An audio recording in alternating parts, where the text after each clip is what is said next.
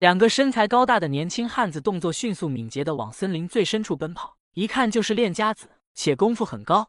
这个小公主邪门极了，再慢一点，我就真的被雷劈死了。邪门？呵，一出生就久旱逢雨祥瑞现世，皇帝老儿当他是天降的福星，你倒是说他邪门。听着四周传来的野兽嚎叫声，两人对视一眼，又紧张了几分。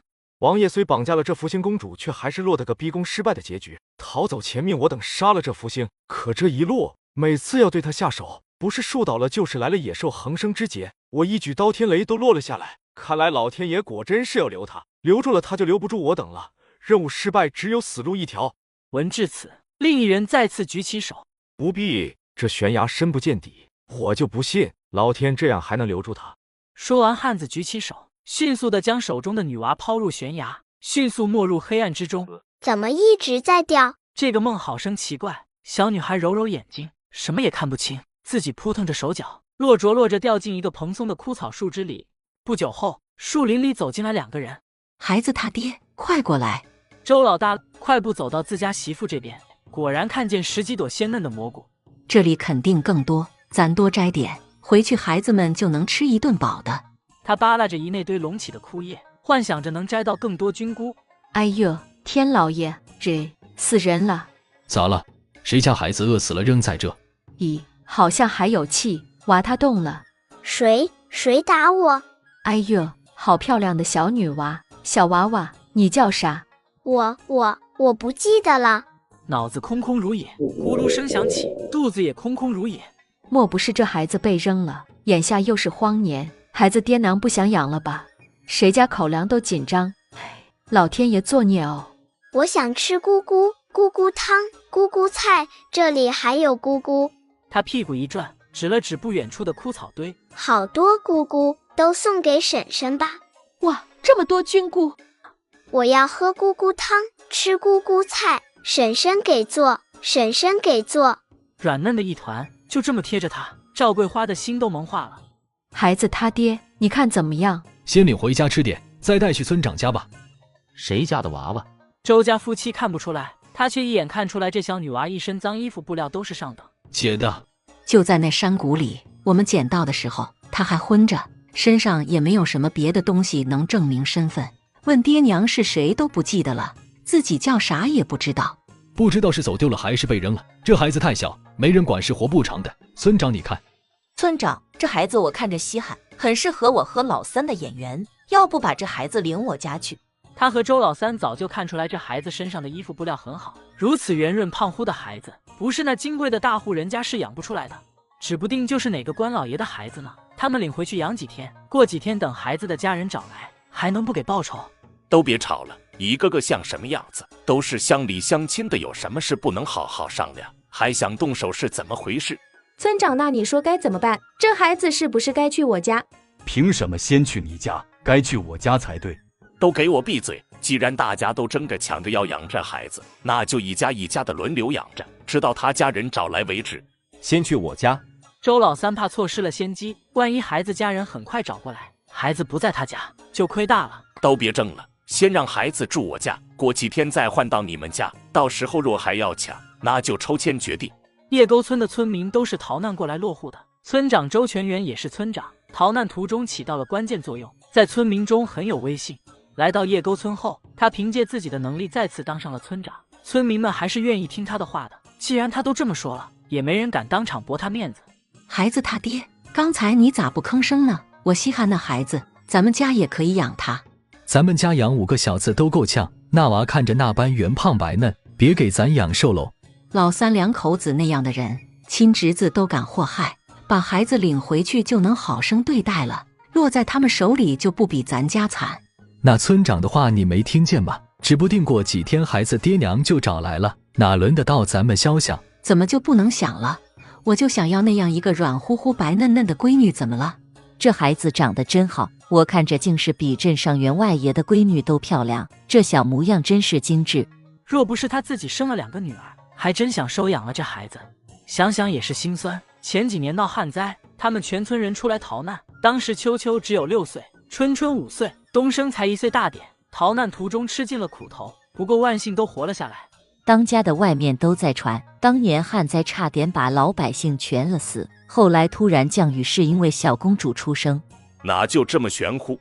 你别不信，我上次去县城路过茶馆的时候，听到那说书的正好说到当今公主。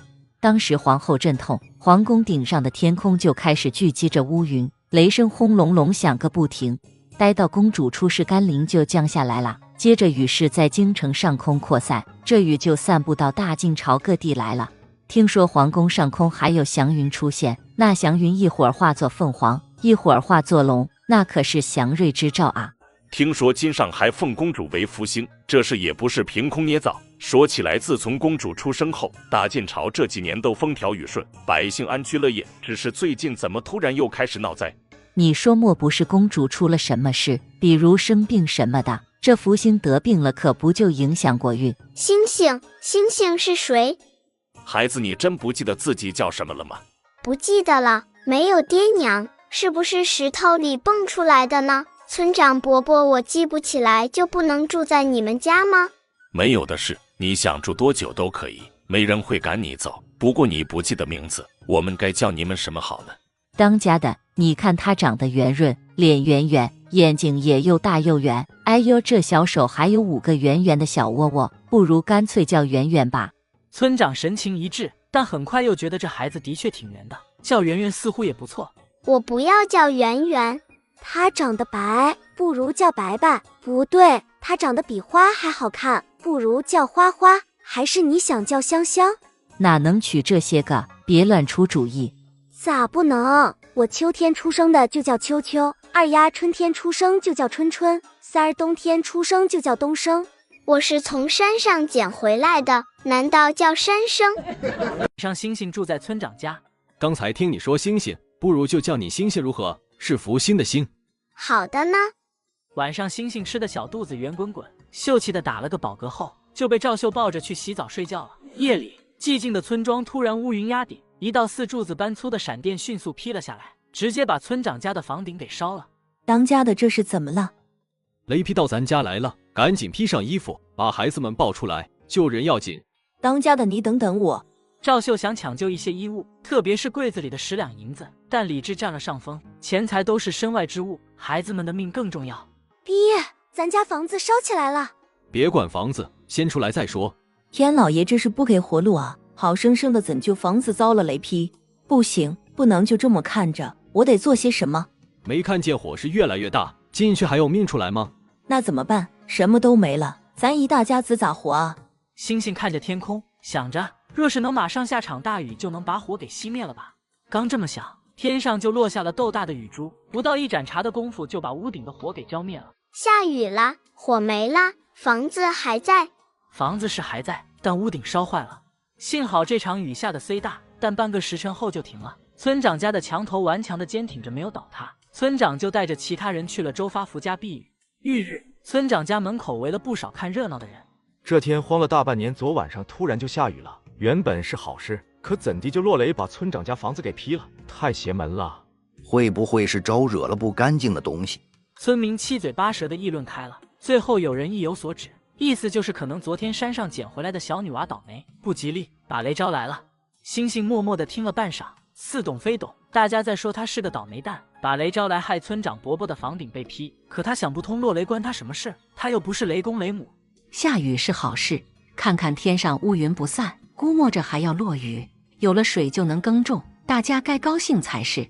大嫂，村长家的房子可是村里最好的，这雷谁家都不劈，怎的就偏偏劈在村长家？村长这些年帮大伙做了不少事，这么好的人怎么可能遭雷劈？肯定是别人招来的。天灾岂是人力能控制的？老三媳妇，你无凭无据的莫要血口喷人，欺负一个孩子算什么本事？怎么没有凭据？村长这房子就是证据。大嫂，你别和小翠一般见识，他一个妇道人家懂什么？孩子有什么错？昨晚的事都是意外。村长这屋顶没个2天都修不好，待会儿估摸着还会下雨，家里是不能住了。这小女娃要不就先去我家。听着像是在询问大家的意见，其实已经有了动作。话音刚落，就把星星拉到他身边去了。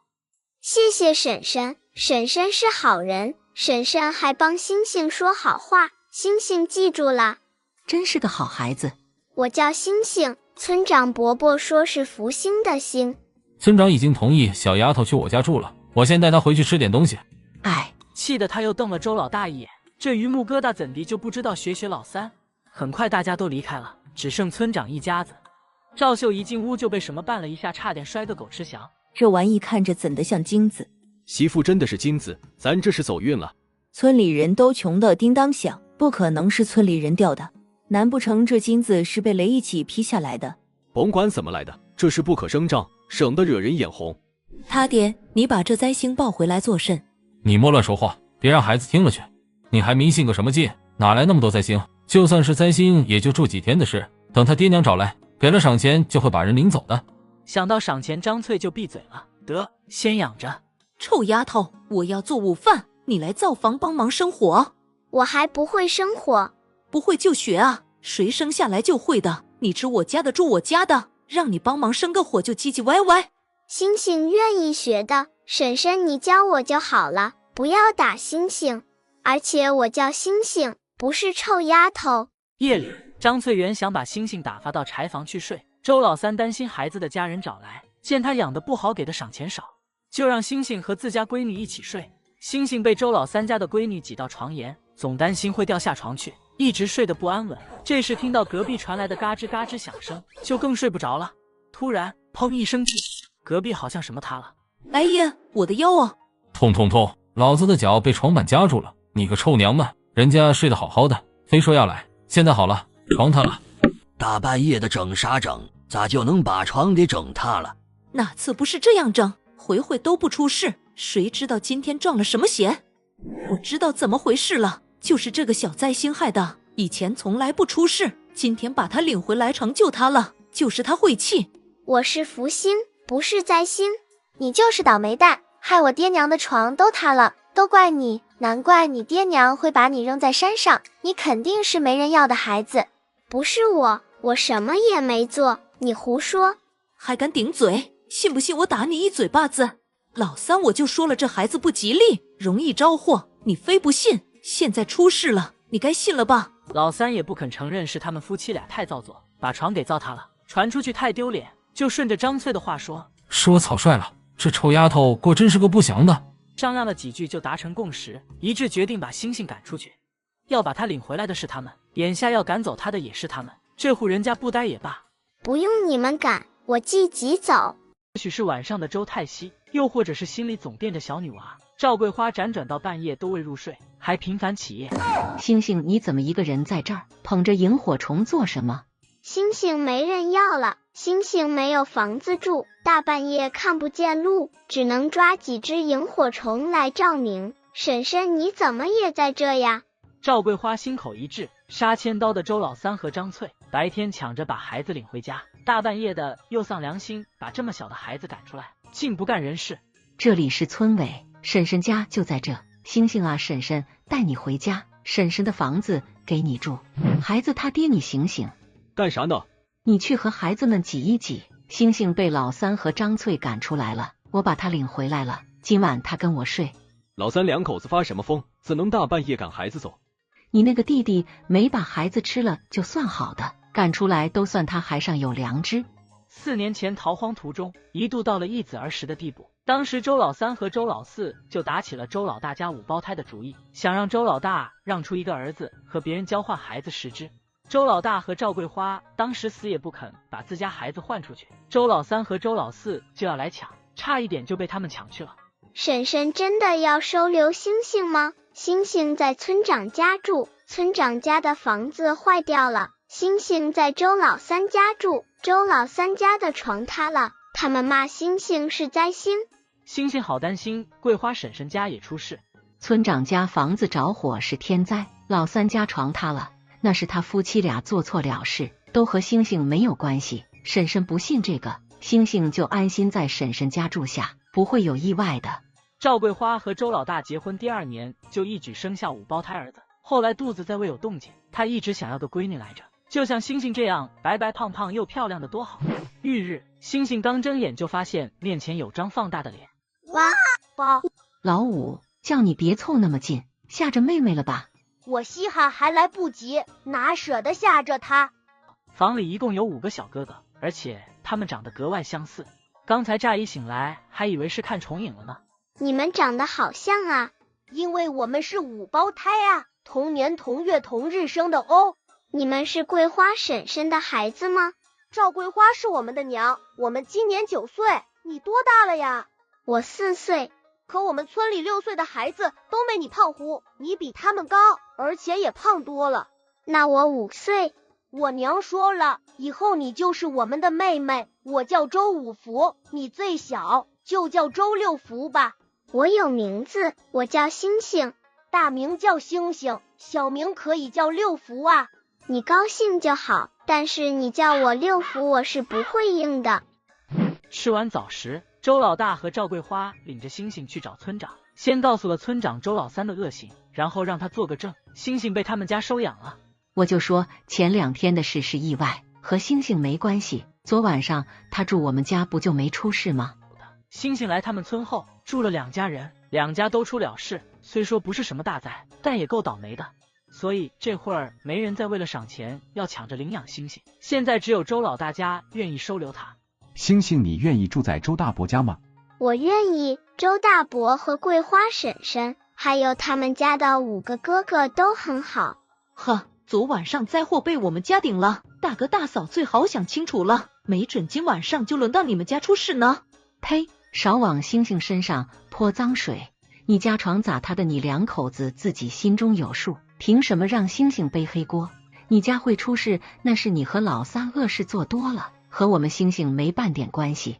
村长，我刚才那话只针对老三家，没有说你们家的意思。你这些年为大家做的事，咱都记着呢。你们家都是好人，不像有些人家里没一个好东西。赵桂花，你说话客气点，虽然咱分家了，但你也还是老周家的媳妇，骂老周家就是在骂你自己。我们家和你们不一样。当初在叶沟村落户时，老周家的人就逼周老大分家，不就是怕他们家5个小子太能吃，会吃亏吗？从分家那一刻开始，赵桂花就当和老周家断绝关系了。你别嘴硬，家里穷成的揭不开锅，现在还要多养1个娃，到时候就别求到我们头上来。谁求谁还不一定呢，你得意个什么劲？只要我家有一口吃的，就先紧着星星，指定不能委屈了他。哪像有些人连自家亲侄子都想吃，大半夜把一个小女娃扔外面，天打雷劈都不够顶他的罪行。逃难前，赵桂花性子比较老实，总想着多一事不如少一事，甚少和人争吵。自从逃难后，她才发现这世道你不立起来，别人就会想来吃你的肉，喝你的血。对别人仁慈就是对自己残忍，亲兄弟也没有情面讲，人善被人欺，她不能再软弱，必须泼辣起来。平时村里人是不愿意和周老三和周老四深交的，周老三他们也感受到了村民异样的眼神，一家子骂骂咧咧的走了。桂花婶子，你别难过，星星会帮忙干活，不会吃穷你们家的。别听那婆娘瞎说，我和你周大伯能干着呢，你5个哥哥也能帮衬家里，咱们饿不死。这世道太乱，孩子家里也可能是出了什么事，也许不会再找来，也说不定。你可要想清楚了。我想得很清楚，如果星星的爹娘找来了，我就把孩子还给人家；若是没找来，星星就是我们家的闺女，我就是她亲娘，我家男人就是她亲爹。若是真没人找来，这衣服不如拿去当了，然后再买2身新衣服给星星，省得穿着这好料子总招人惦记。我晓得，那我先回去了呀。不是让你们去捡柴吗？顺便摘点野菜回来，怎的现在还不去干活？我们等妹妹回来。今早上又下了场大雨，爹说可以翻地种下季水稻，你们要干农活，妹妹没人带，我们带她。星星等会儿和哥哥们一起出门，到了地方就找个阴凉处歇着。你还小，不要干活，可不能近深山去，野兽会把你们叼走的。知道啦娘，咱就在外围捡柴，咱还要保护妹妹呢。星星和5个哥哥上山捡柴去了，路上哥哥们教他认野菜，还摘了野果给他吃。周5福的背篓里装满了金银花，当然现在6个孩子都不知道这花叫金银花，也不知道它的药用价值，但星星说要摘回家去，5个福哥哥都顺着他。到了山上，周大福就牵着星星来到一棵大树底下。妹妹妹你就坐在这儿等着，等哥哥们捡好柴火，就可以回去了。休息了半个时辰，哥哥们都把柴捡好了。二福又提起要摘桃金娘，其他人不同意。不用进深山，稍微走进去一点就到了，那旁边就多出2个坟头罢了，有啥可怕的？坟头边的东西你也敢吃？为啥不敢？上次我摘了那么多，你们不也吃了？什么？上次你给我们吃的桃金娘就是在坟头边摘的吗？吃都吃了，又没出什么事，你们激动什么？我还会害你们不成？坟头是什么？既然坟头边长出来的果子吃了没事，我们就去摘呀。坟墓里面很可怕的，咱不要去呀。大哥，你和三哥他们害怕就在这等着，让二哥带我去看看，我要去摘桃金娘。就算真的害怕，也不能在妹妹面前表现出来。周大福和周三福等4个福立马挺了挺胸，硬着头皮说：我们怎么可能会害怕？去就去。于是5胞胎带着星星进更深一点的山头摘桃金娘去了。林子里的路有些陡，且岔路多。二福哥哥，我们走左边这条道好吗？别走中间。可是中间这条道更近呢。听星星的，走左边这条道，你叽歪什么劲？若不是星星说要来，我们才不来。你自己走中间那条道去吧。听妹妹的准没错。周二福很郁闷，他就是觉得走中间更近，也没说什么。怎么一个个看他的眼神像犯了什么大错似的？算了，看在妹妹的份上，不和他们一般见识。2刻钟后，6个孩子到达目的地。只见山坡上有几10颗桃金娘。周二福摘下一个深紫色的果子，剥了皮塞进星星嘴里。好吃，原来这个就是桃金娘啊！我们挖一些桃金娘的根回去，这东西有用的。至于具体有什么用，星星也说不出来，但他看见桃金娘就有想挖根的冲动。星星想要挖桃金娘的根，5福也没问为什么，挖点根又不是难事，妹妹喜欢那就挖一些回去给她玩呗。不过不能在这里挖，我们去外围挖桃金娘的树，别待在这了。这次走中间的道，我们去捡东西。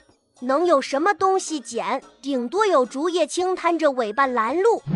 但走了一段路后，5个福就被镇住了，目瞪口呆地看着眼前的一幕。星星却眼睛一亮，原来他之前看到的影响真的不是幻觉，都是真的。中间这条道上真的有野物可捡，原来是一只大蟒蛇把一只小野猪给吞了。接着野猪妈妈赶来，发现小野猪被吃，就和蟒蛇打了起来。结果就是野猪妈妈和大蟒蛇势均力敌，谁也没战胜谁，同归于尽了。这可怎么办？我可以把这2大家伙扛回去。我们把这2个东西捡回去煮。只是周二福发现他顶多只能把其中一头野物拖回去，扛是扛不动的。那头野猪至少有300斤重，他一个9岁的孩子要把野猪拖回去都够呛。不过眼下还有一个难题，那就是蟒蛇和野猪缠绕在一起，他们5个孩子力气小，没办法把他们分开。回去叫大人来吧，又怕他们离开的时候有别的猛兽过来把蟒蛇和野猪吃了。我想到办法了，可以用藤条把它们捆起来，然后我们一起把它们翻下山，推着滚啊滚，就滚回家了。星星好厉害，我们都不知道可以这样。这时5个福哥便扯了10几条粗藤过来，一起合力把野猪和蟒蛇捆成粽子，奋力推下山。哥哥们加油，过了这一段路就是山坡了，到时候往山下滚就容易了。4福你跑得快，回去把爹娘叫来，好想办法把猎物弄回去。坏蛋，抢我们家的野猪，这是星星和哥哥们捡回来的，是我们家的，你们不可以抢走。肯定是周老3和周老4这2个杀千刀的混蛋玩意，我跟他们没完。当赵桂花冲进院子，看到的就是这样的情景。周老3和周老42人抓着野猪的前腿，周二福和周4福攥着野猪的后腿，周大福抱着周2福的腰，周3福抱着4弟的腰，抢猪的2边人马成拔河的架势。你们再不放手，信不信我一刀砍过来？小兔崽子，我是你亲叔，是你长辈，你敢砍一个试试？你们家才几个人，这么大一头野猪能撑死你们？让我和你们3叔抬回老周家，这野猪就该拿去孝顺你爷爷奶奶。这4个臭小子看着年纪不大，力气倒是不小，抢了半晌愣是没让他们兄弟2个得手。不要脸的泼皮，让你抢我们家东西，我让你们抢。哎呦，我的妈呀！周老三和周老四摔倒在地上，很快五胞胎围过来，对着他们一阵拳打脚踢。别胡来，再怎么说他们也是你们亲叔叔。不是他心软，只是礼法制度和孝道不允许。若是被外人看到他家儿子打亲叔叔，回头准得被唾沫星子淹死，严重的还会被处罚。你们把野猪抬到灶房去，大福抱着星星，孩子他爹你进去把猪肉剁成10大块，二福几个打下手。果然，周老大刚把野猪肉切好，周家二老就在张翠和钟麦莲两个媳妇的搀扶下进了周老大家。爹娘，大哥大嫂根本不把你们放在眼里啊！我都说了要把野猪肉拿回去给你们二老吃，他们不让拿不说，还打我。大哥刚才还抡着斧头，他就没把我和三哥当兄弟。老大媳妇，你是怎么做人家嫂嫂的？要你家一点肉就把小叔子给打了。老周家当初真是瞎了眼才会娶你进门，回头就让老大把你休喽。周家二老一向偏心周老三和周老四，老大原来是个憨实能干的，自从娶了这个媳妇就变了，不听他们二老的话，有口吃的就紧着他家5个儿子，都是老大媳妇在作怪。爹娘，你们也别把错都往我身上推，我赵桂花自认没有对不起谁，当初是你们对不起我，见我一胎生下5个儿子，逃难那会儿就想拿我儿子去换食，那时候他们才5岁啊，没了哪个我都心疼，但老三和老四却铁了心要抢我的孩子，我恨啊，到现在我都恨。这都多少年前的事了，就你老是提逃难那会儿什么光景，你又不是不知道，大家都是这么干的，又不是只有老三和老四这样干，你还想记仇记一辈？就是，别总是说我们狠心，你自己又能好到哪去？落了雨能找到食物了，你和大哥找到吃的就藏着掖着不拿出来，连爹娘都不给吃，就紧着你家5个小子，有你们这样做人的吗？钟麦莲是周老四的媳妇，和张翠很合得来，说话的语气都极其相似。我当家的是长子，阿里爹娘和家里大部分家产是要分到我们家的，可分家的时候，你们一个铜板都不分给我们，又想让我们养老，真当我们2口子好欺负呢？这些年老周家的人从未进过他们家的门，还不是嫌他们穷，捞不到好处。现在倒好，得了一头野猪就全家跑过来要抢肉，真让人心寒。赡养父母天经地义，你和大哥还想推脱不成？爹娘想吃肉我可以给，不过你们这些个吃人不吐骨头的东西，1两肉我都不会给。老大呢？叫老大出来，长本事了，爹娘来了都敢躲着不见。周老大很快从灶房跑出来，手里还握着斧头，身后周二福和周四福抬着10斤野猪肉出来。爹娘，这些野猪肉是儿子孝敬你们的，你们拿了肉就回去吧。大哥，你就给这么一点肉，打发叫花子呢？就这些，多了可没有，我们自己家都不够吃的。这么多肉还嫌少，贪死你算了，吃人不吐骨头的东西。你骂谁呢，兔崽子？你和老四赶紧拿着肉走，把爹娘扶回去，谁家过得都不容易，你多要1斤猪肉就是要我们的命，逼急了我可不知道会发生什么事。大哥，你真行，敢这么威胁爹娘，见鬼了！到现在才发现，大哥竟然可以这么铁面无情。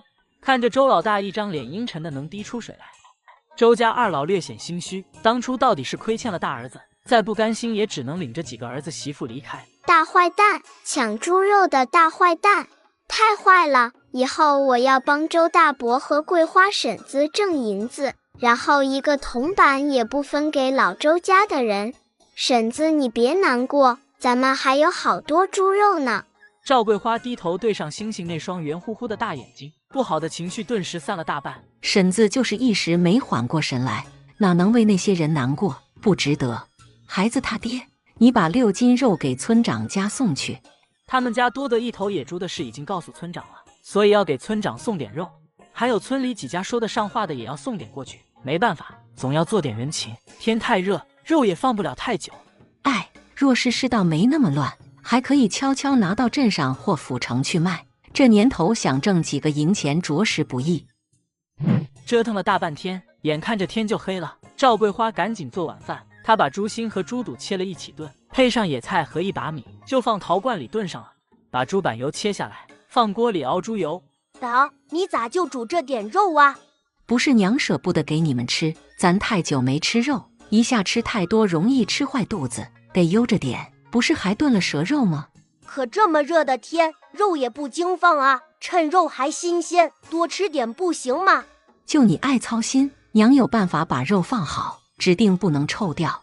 他偶然间偷看过一个酒楼的厨子是怎么在大热天处理肉食，能放久不至于太快臭掉的方法。婶子，肉熏好了没？你个爱操心的小丫头，睡着了还惦记这事，都弄好了，乖宝快睡吧。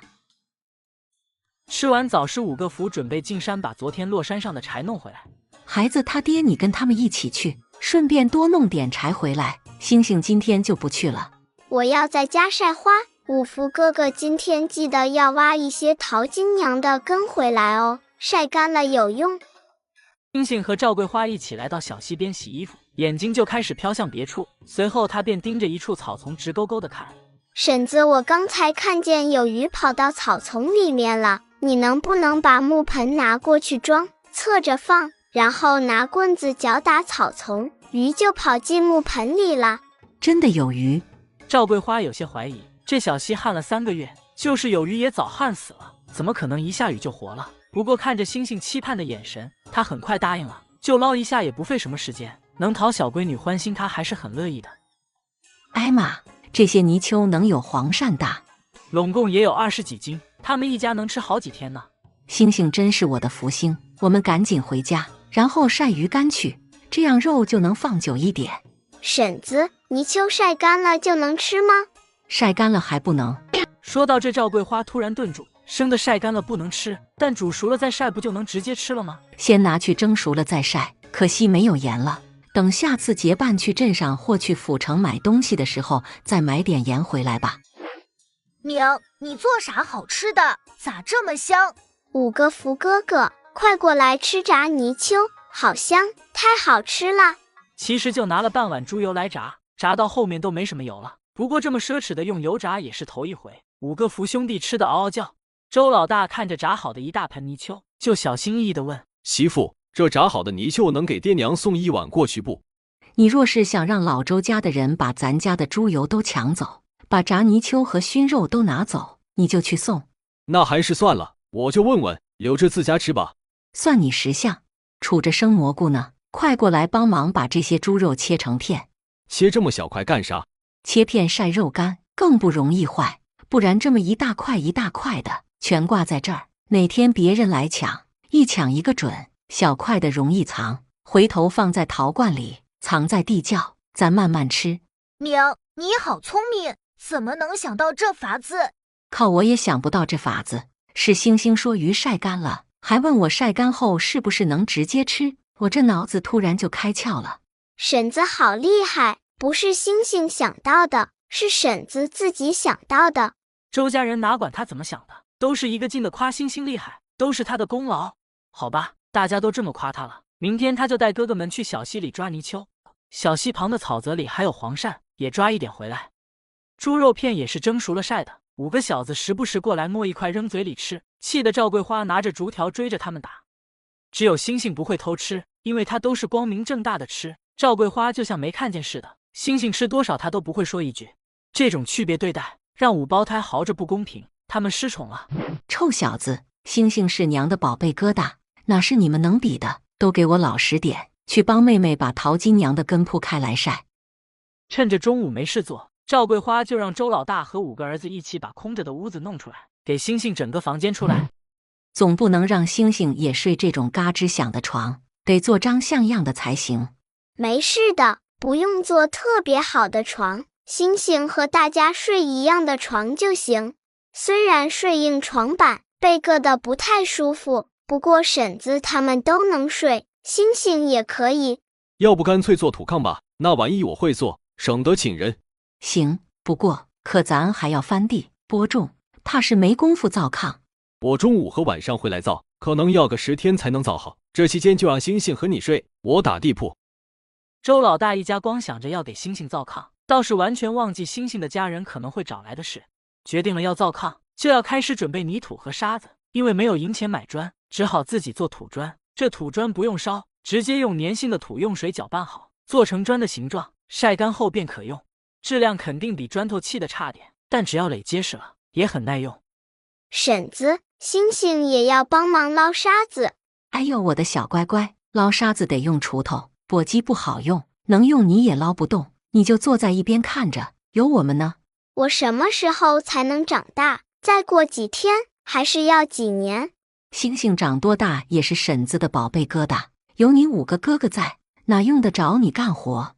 哎，可是星星不干活，把婶子家吃穷了怎么办？不行不行，星星要努力长大，长大了帮忙干活，这样才不会吃穷婶子。赵桂花一大家子只是笑笑，心里却在想，咱们家本来就穷，加你一个小丫头也没差，已经不能更穷了。这天又是1个月去一次去镇上买物品的日子，因着路上难民多，若村民单独出行，就会被难民抢劫。村民之前吃过亏，后来在村长家开了个会，最后决定村里的壮汉子1个月去一趟镇上。周老大和赵桂花身上没银钱，原本是不太想去镇上的。星星要去镇上去卖花，还有淘金娘的根，大伯带星星去。乖，外面好多坏人，咱不去镇上啊。大伯力气大，可以保护星星。星星要去卖花，婶子你相信我，这花真的能卖钱。星星留在家，婶子和你周大伯去，一定帮你把花给卖了。你和5个哥哥在家待着，不可以乱跑，把院门拴好。家里这么多肉，可得看好了，不然坏人会来抢肉。星星纠结起来，银子和肉都很重要，他人小腿短，赶路会拖大人的后腿，好吧，他就和哥哥们在家守着。婶子，卖花的银子全给你，你和周大伯要养家。这孩子咋就这般懂事呢？花花和淘金娘的根都卖给郎中，可以卖钱的。星星这么一说，赵桂花才反应过来，对哦，若不是星星提醒，到了镇上都不知道该把这花卖给谁。当家的你拿着斧头，大福如果有人来敲门，千万别开门。菜刀你拿好，2福和4福拿锄头，3福和5福拿木棍，一定要保护好星星。我们要打架吗？只是以防万一，所谓害人之心不可有，防人之心不可无嘛。外面难民多，谁也不敢保证饿极了他们会干出啥事来。为什么会有难民？难民为什么没有东西吃呀？为什么会有难民？难民为什么没有东西吃呢？闹天灾啊，旱灾、洪灾、泥石流或地龙翻身，会死很多人。接着便会发生瘟疫，瘟疫很可怕，会死更多人的。叶沟村的人也是逃难过来的，刚逃难那会儿人比现在多1倍不止，但活下来的只剩现在的200多人，到最后树皮都没得吃了。难民为了得到食物，什么事都干得出来。说这些干什么？星星还小，你吓着他了。世道这么乱，咱也就这点能力，有些事还是要让孩子知道的，懂得多才能更好的保护自己。我知道的，婶子是想让星星学会保护自己，出去才不会被人害。难民会吃小孩，星星要保护好自己。星星可以的，坏人来了，星星就打他。妹妹放心，5哥不会让坏人进来的。爹娘，你们放心吧，应该不会出事的。之前你们去镇上的时候都没出过事。之前我们这也闹旱灾，难民自然不稀罕过来。可最近南阳城和周边的2个府城都好好的，其他地方却发生了洪灾，那些难民就全涌过来了。这么危险，那周大伯和婶子还是别去镇上了，反正我们有肉吃，银子以后再挣。家里没盐吃了，粮食也不剩多少，还是要去一趟镇上的。放心吧，难民大多聚在府城门口，镇上还算安全。那婶子和周大伯一定要平平安安的回来，若是遇到危险就赶紧跑，把身上的东西扔掉，只管跑回村里来。好，婶子和大伯一定会平安回来的。赵桂花说完就和周老大出门了，顺便把门在外面落了锁。到了山水镇城门口，发现这里难民也不多，城门口却增加了许多官兵把守，难民是不能过城门的，但周边的村民可以。赵桂花和周老大直奔药铺，山水镇一共只有3家药铺，他们走了2家都说不收，原因是药铺有固定的药材商供应药材，一般不收农民的那一点半点。这可咋办？卖不出去的话，星星会不会哭啊？不是还有1家药铺，咱再问问。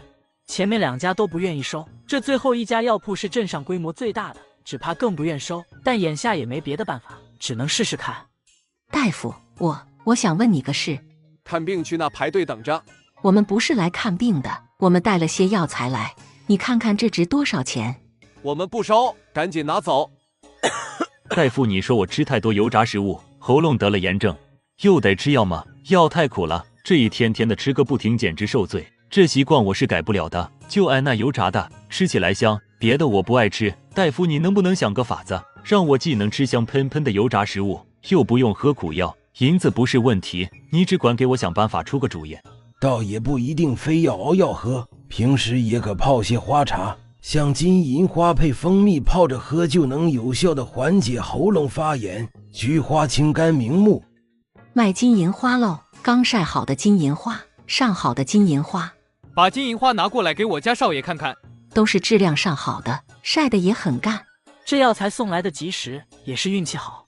公子也不是小气的人，直接给了3两银子，接着又给了1两赏银。再给你们1两银子，以后再有这么好的金银花，可以直接送到府上来。就城西的王员外府上，如果有菊花，也可以送到府上来。这可真是个大好人啊！后来老大夫许是看在王公子的面上，收了周老大背篓里的桃金娘的根，这根能化淤血、治跌打损伤等，药用价值挺高，不过一般人是不知道的。你们家里有人识的药材？识得一些，以前跟村里的郎中学过一段时间，看病不行，但识得不少药材。赵桂花心里早就想好的借口，绝不能说是她家闺女识的药材。我给你600文钱，你可愿意卖？愿意卖，大夫你看着给就行。揣着5两又600文钱，赵桂花拉着周老大来到米铺。因着闹灾，米面涨成了天价，但赵桂花还是买了10斤白面和20斤大米，这就花了1两银子。换作平时1两银子至少能买2担大米。随后他们又买了5斤盐和1匹布，又花了1两银子。越是天灾，物价越贵，5两银子看着多，这时候着实不经用。要多做点，等大伯和婶子回来才有饭吃。知道了，小管家婆，肉和菌菇放够了量的。星星走出灶房，走到院门口，趴着门缝往外瞄了一会儿，一个人影都没看见。看来大伯和婶子还没回来呢。小人儿背着手开始来回踱步，小脸面色凝重，一副忧心忡忡的模样。妹妹，你再皱着眉头就要变成小老太太了。星星才不是老太太，我才5岁，嫩着呢，脸上一点皱纹都没有。好啦，快过来吃饭吧，不然又该肚子饿了。以前周家都是1天吃2顿，闹灾那会儿1天只吃1顿，自从星星来了家里，就变成1天3顿。一个个没心没肺的，都不知道担心一下，爹娘还没回来就自己干饭。哎，这样头又学舌，这神态这语气和他们娘平时训斥他们时一模一样。是，星星辛苦了，赶紧过来吃饭，哥哥喂你。大哥不用喂我，星星自己吃，我5岁了，不是小宝宝了。好吧，那你小心烫，要吹凉了才可以吃哦。吃完午饭，星星帮着哥哥们收捡碗筷，正要拿去洗，听到院门口传来动静，星星转身就跑出去。是大伯和婶子回来了吗？是，你们就回一声。是大伯和婶子回来了吗？是，你们就回一声。星星别害怕，是婶子和你大伯回来了。婶子，你们没事吧？有没有受伤？没事，我和你周大伯都好好的，就是路上和难民打了一架，不过我们打赢了。真的？那指定不能输，想当初咱也是逃难过来的，什么场面没见过，能被几个瘦骨嶙峋的难民吓到。哎，现在难民少还能应付，就怕过些时日越来越多的难民涌进来，到时候就麻烦了。得找村长商量商量，该怎么防止难民进村来。星星不想看到天灾，更不想看到难民。星星希望天下百姓都能吃饱肚子，可是星星太小了，还没有办法帮助大家。星星脑海里突然想到昨晚上做的梦，梦境里他坐在金灿灿的房间里，一个穿着黄袍的男子对他说：希望大晋朝能安定无灾，百姓安居乐业，国泰民安，海晏和清。虽然他不太懂黄袍男子话里的意思，梦里看不清那男人的脸，但他们好像是很熟悉的人，对方似乎希望他做些什么。自从公主失踪后，大晋朝再次灾祸连连，光是赈灾国库就空了一大半。4年前公主出生后，大晋朝一直无荒无灾，国库也充盈。可恶的公王居然派人把公主绑走，至今下落不明。若不是公主出事，天下怎么会灾荒不断，导致国库空虚呢？找，掘地3尺也要把公主找回来。夜晚，周老大从村长家回来，一进屋就和赵桂花嘀嘀咕咕讨论起来。村长让大家都想想有啥法子，我把星星的想法告诉了大家，大家都觉得可行，就是在村子外围建围墙，这样难民就进不来了。那么高的墙，那得费多少砖头？咱村穷的只剩人了，哪来的钱买砖头？那砖头买不起，就不能用别的代替吗？能用啥代替？难道用茅草？那顶个屁用！谁说要用茅草？咱可以用荆棘，找很多刺的树和藤条，就不信挡不住。周老大想了想，也觉得这法子可行。这都1个月了，却连个来询问的人都没有。我估摸着星星家里可能是出事了，也许他爹娘已经不在了。他们既不希望星星的家人找来和他们抢闺女，又不想星星的爹娘真的死了。别想那么多，总之星星在咱家一天，咱家就把她当亲闺女养一天，好好待她就对了。这孩子乖巧懂事，长得又好，咱俩可生不出这么俊的闺女来。这最后一句听着咋那么不对劲呢？啥叫她生不出这么俊的闺女来？她又不丑，做小姑娘那会儿也算个村花，丑也是她男人丑，一张国字脸别提有多方了。之前吃不饱，脸色还蜡黄的，幸亏星星来了他们家，让他们能每天吃上肉，气色才好了起来。星星今日起了个大早，自己拿帕子洗了脸，又用清水漱了口，就哒哒哒的去叫醒5个福哥。5个福哥哥，快起床啦！吃完饭我们要去山上摘金银花，我们要努力挣银子。星星，今天没办法上山摘金银花，爹要去挖荆棘，娘一个人插秧，我们要帮忙。星星知道了，星星也要帮忙插秧。星星还小，不用你下田干农活，待会儿咱拿几个笼子，挖一些蚯蚓放笼子里，你就在草泽那里抓黄鳝和泥鳅。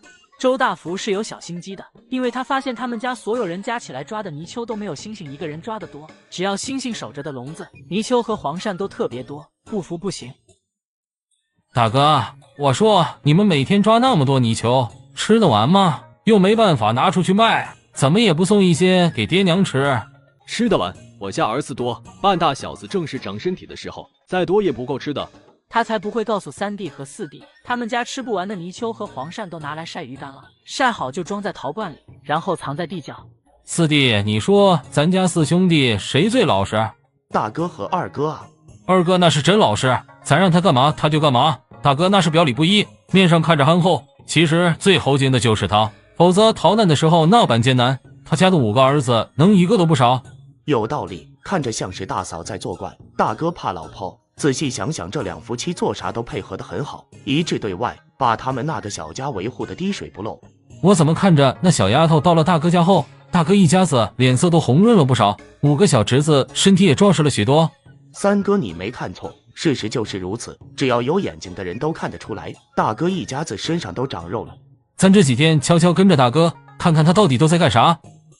周老3和周老4盯了周老大好几天，发现周老大今天挖荆棘，明天插秧，插完秧夫妻俩一起挖荆棘，日复一日。明天还是让二哥来挖荆棘吧，大哥真没啥好盯的，他就知道埋头苦干，还不如去盯着大嫂更靠谱。咱们2个大男人跟踪大嫂一个妇道人家，被人看见可不好，到时候咱家还要脸不？谁说咱要亲自盯，不会让咱婆娘去盯，还有5个侄子呢，可以让大金和大银他们去盯着。妹妹菊花长什么样？星星也不知道哦。周二福突然发觉身后有人在偷窥，他嘘了一声，让大家别作声。星星和另外4个福都停下来看着他。别打，是我们。周大金、周大银还有周大花，你们仨怎么在这儿？跟在我们后面鬼鬼祟祟的想干嘛？周二福，你懂不懂规矩？我和大银是你哥，大花是你姐，你竟敢吼我们！我不认识你们，别给我乱攀关系。周二福，你别不识好歹，信不信我揍你？你揍一个试试，我不怕你。怎么现在才回来？我差点就让你们爹上山去找了。明，周大金和周大银欺负我们，周大花他打妹妹。赵桂花立马瞪向周大金3人，你娘的，你们爹妈欺负我们不说，现在你们还来欺负我家孩子。周大金3人被他的眼神吓到，立马拔腿就跑。周大花真的打星星了，打哪了？背上疼，牙也疼。杀千刀的周大花，我饶不了他，把星星打成这样，一个12岁的小姑娘这般黑心烂肺，长大了还了得？杀千刀的周大花，我饶不了他，把星星打成这样，一个12岁的小姑娘这般黑心烂肺，长大了还了得？打不能就这么算了，咱也拿藤条把周大花抽个几10下，不能让咱妹妹吃这亏。行了，你给我老实待着，哪用得着咱找上门去？你三叔三婶估摸着已经到咱家院门口了。果然，周老大话音刚落，就听到院门口传来周老三和张翠的叫骂声，伴随着他们3个孩子的哭嚎声。很快，他们就拍打着让周老大开门。大哥，你给我开门！今天必须给个说法，看你家5个儿子把我的3个孩子打成什么样了。放他们进来，我倒要看看他们想要讨什么说法，我还想让他们给我个交代呢。你冷静点。那得看他们什么态度，把星星打成这样还不讲道理，我就饶不了他们。大哥大嫂，你们今天必须给个说法，我家3个孩子被你们家的5个小子打得青一块紫一块，全身就没一处好的。五哥你过来一下。干啥？五哥忙着呢。五哥，周老三一家子不讲理，像个赖皮狗，死缠烂打的，咱去找村长过来主持公道。还是妹妹聪明，我马上去叫村长过来。把村长请过来的时候，老周家的2个老头也来了。老大，这丫头只是捡来的，哪比得上大花是个亲侄女？你们2口子何必护着一个外人？今天这事，老三家2个小子和你家5个小子打架的事就不要追究了。不过这小丫头把大花咬伤的事却不能就这么算了。爹，那你想怎么的？村里也没人愿意养她，我看送到府城人牙子那里得了。呸！放你们的狗屁！星星就是我亲闺女，想打我闺女的主意，除非从我身上踏过去。你们莫要太欺负人，星星是我亲闺女，我不会让你们奈到她的，谁敢乱来，别怪我做错事。老大你差不多得了。周根叔，老大和桂花都说了要认星星做亲闺女，星星这孩子也很懂事，她一个小姑娘活着不容易，你们何苦为难她一个孩子？眼看1个多月过去，还没人来找她，估计她家里人可能出事了，不如就让桂花2口子正式收养星星，给孩子落个户。我们同意，从今往后星星就是我们家亲闺女，明天我就和孩子爹去给她落户。落啥户？外面乱成那样，你们2口子赶出去！赵桂花，我告诉你，你自己缠闺女，可别害了我大哥。我们家的事不用你管，这闺女我稀罕，你大嫂的意思就是我的意思。气死我了！这样吧，现在出去暂时是没办法了，就让星星给周老大和赵桂花磕3个头，在景碑场仪式完成，她就算周老大和赵桂花家的闺女。就这么办，今天大伙都看着，以后谁敢说星星不是我们家的闺女，我就和她拼命。大福，你去屋里拿个垫子出来，咱要正式行礼。行完礼后，赵桂花捂着额头，想站起来，却陡然感到一阵眩晕。周老大也好不了多少，刚才受了闺女3拜后，脑袋突然一阵眩晕，这是怎么回事？爹娘，你们没事吧？没事没事，爹娘好着呢，以后你就是爹娘的小乖乖了，给你取个大名，就叫周玲珑可好？星星是小名。他能不经思考就说出玲珑这个名字，那是他早就想好的。以前他在府城在说书先生那听来的，他就是希望自家闺女能一生顺遂，无灾无难到老。玲珑这个名字配他家闺女正好，希望能给星星带来更多福运。谢谢娘，星星喜欢这个名字。好了，李成，大家看完热闹就散了吧。村长，今天的事多亏了你，我和桂花认了闺女，这可是喜事，你留下吃个饭。我已经吃过了，都是同村人，说那棵桃花做啥？星星那孩子我看着也喜欢，他过得好，我心里也高兴，就这么着吧。我也没做什么，就几句话的事。周老三眼瞅着没办法得到好处，村里人也没人愿意帮他，只能恨恨地离开。哼，再不走，看我怎么收拾他。老大家的你收着点，再怎么说老三也是你小叔子，你非要把他当仇人对待不成？越来越不像话了。那也得看人家有没有把我这个大嫂放眼里，哪次不是老三先挑的事，只要他不闹事，我肯定不会主动找他麻烦。听说你们家抓了不少泥鳅和黄鳝，我和你娘好些日子没吃肉了，你送些黄鳝过来给我们吃。周老三和周老四不也抓了不少，你跟他们要去啊？你们住一起多方便，我家5个小子自己都不够吃的。老大，我让你送些黄鳝过来，你耳朵聋了？这里面有2斤黄鳝，你拿好了，赶紧拿走吧。老大，你媳妇什么态度？我可是她公公，有她这样做人儿媳妇的，你再不管管她，她都要上天了。行了，你赶紧拿着皇上回去吧。周老头瞪着大儿子的背影，深吸了几口气，想发作又没人理他，也只好不再自讨没趣，转身气呼呼地走了。娘，快把门关好，过来吃饭。听着闺女一口一个娘的喊，赵桂花憋了一肚子的气瞬间消散了大半，关好院门拴上，吃饭去了。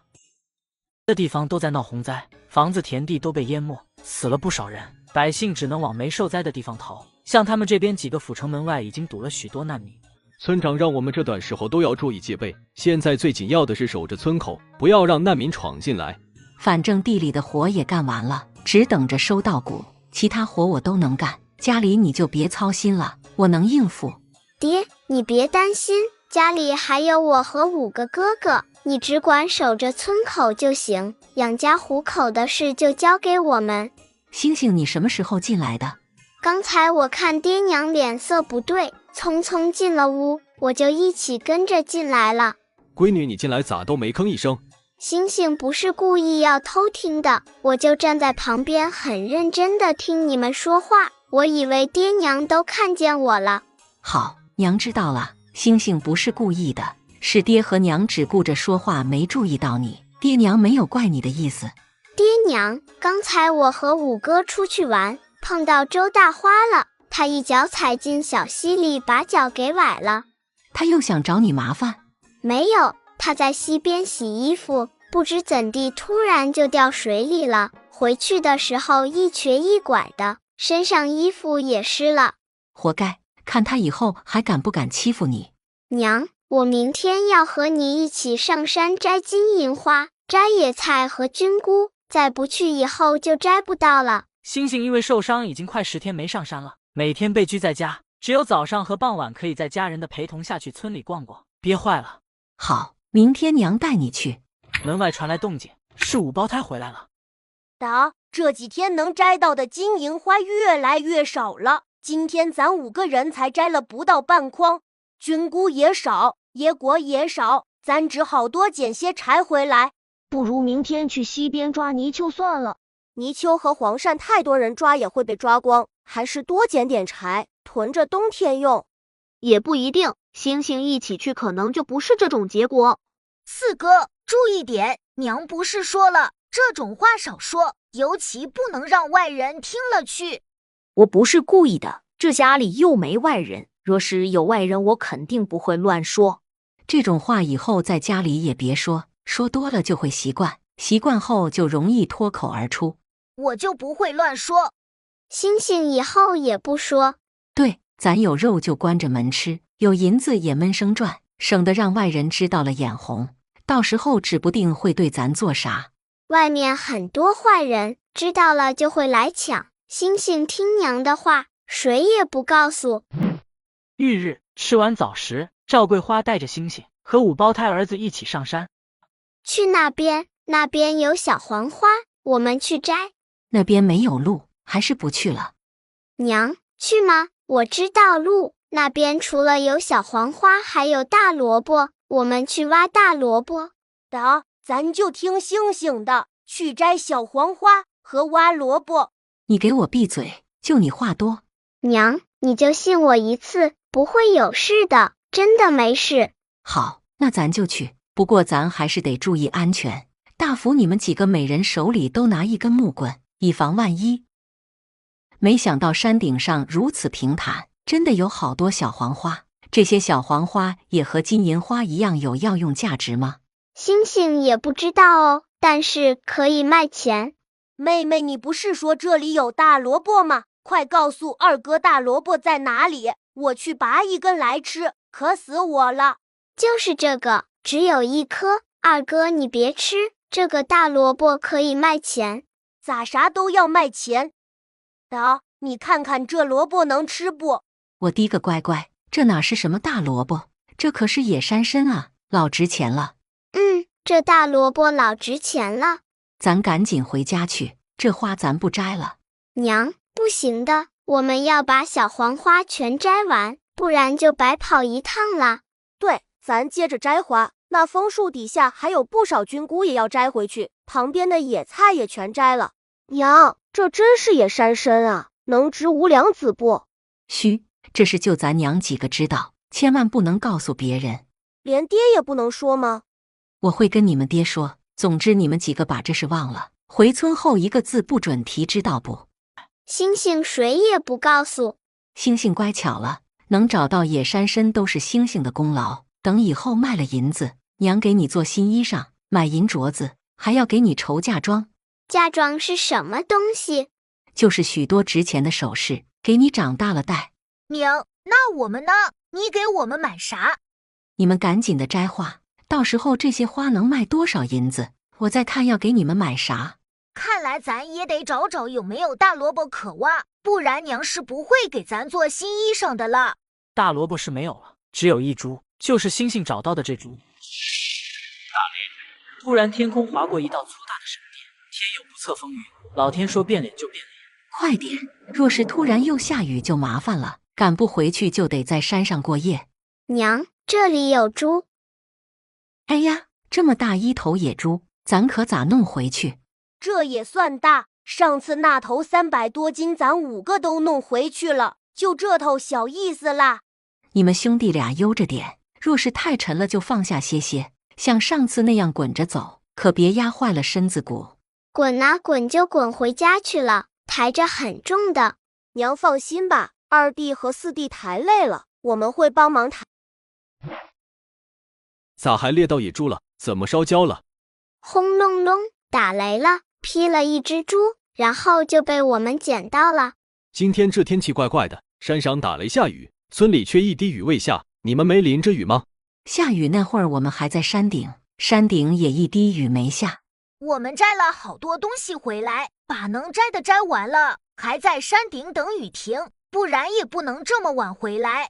虽然没淋着雨，但出了一身的汗。我去烧水，大家好沐浴。当家的你把野猪处理一下，大福、3福过来帮忙生火，5福你陪着妹妹玩一会儿。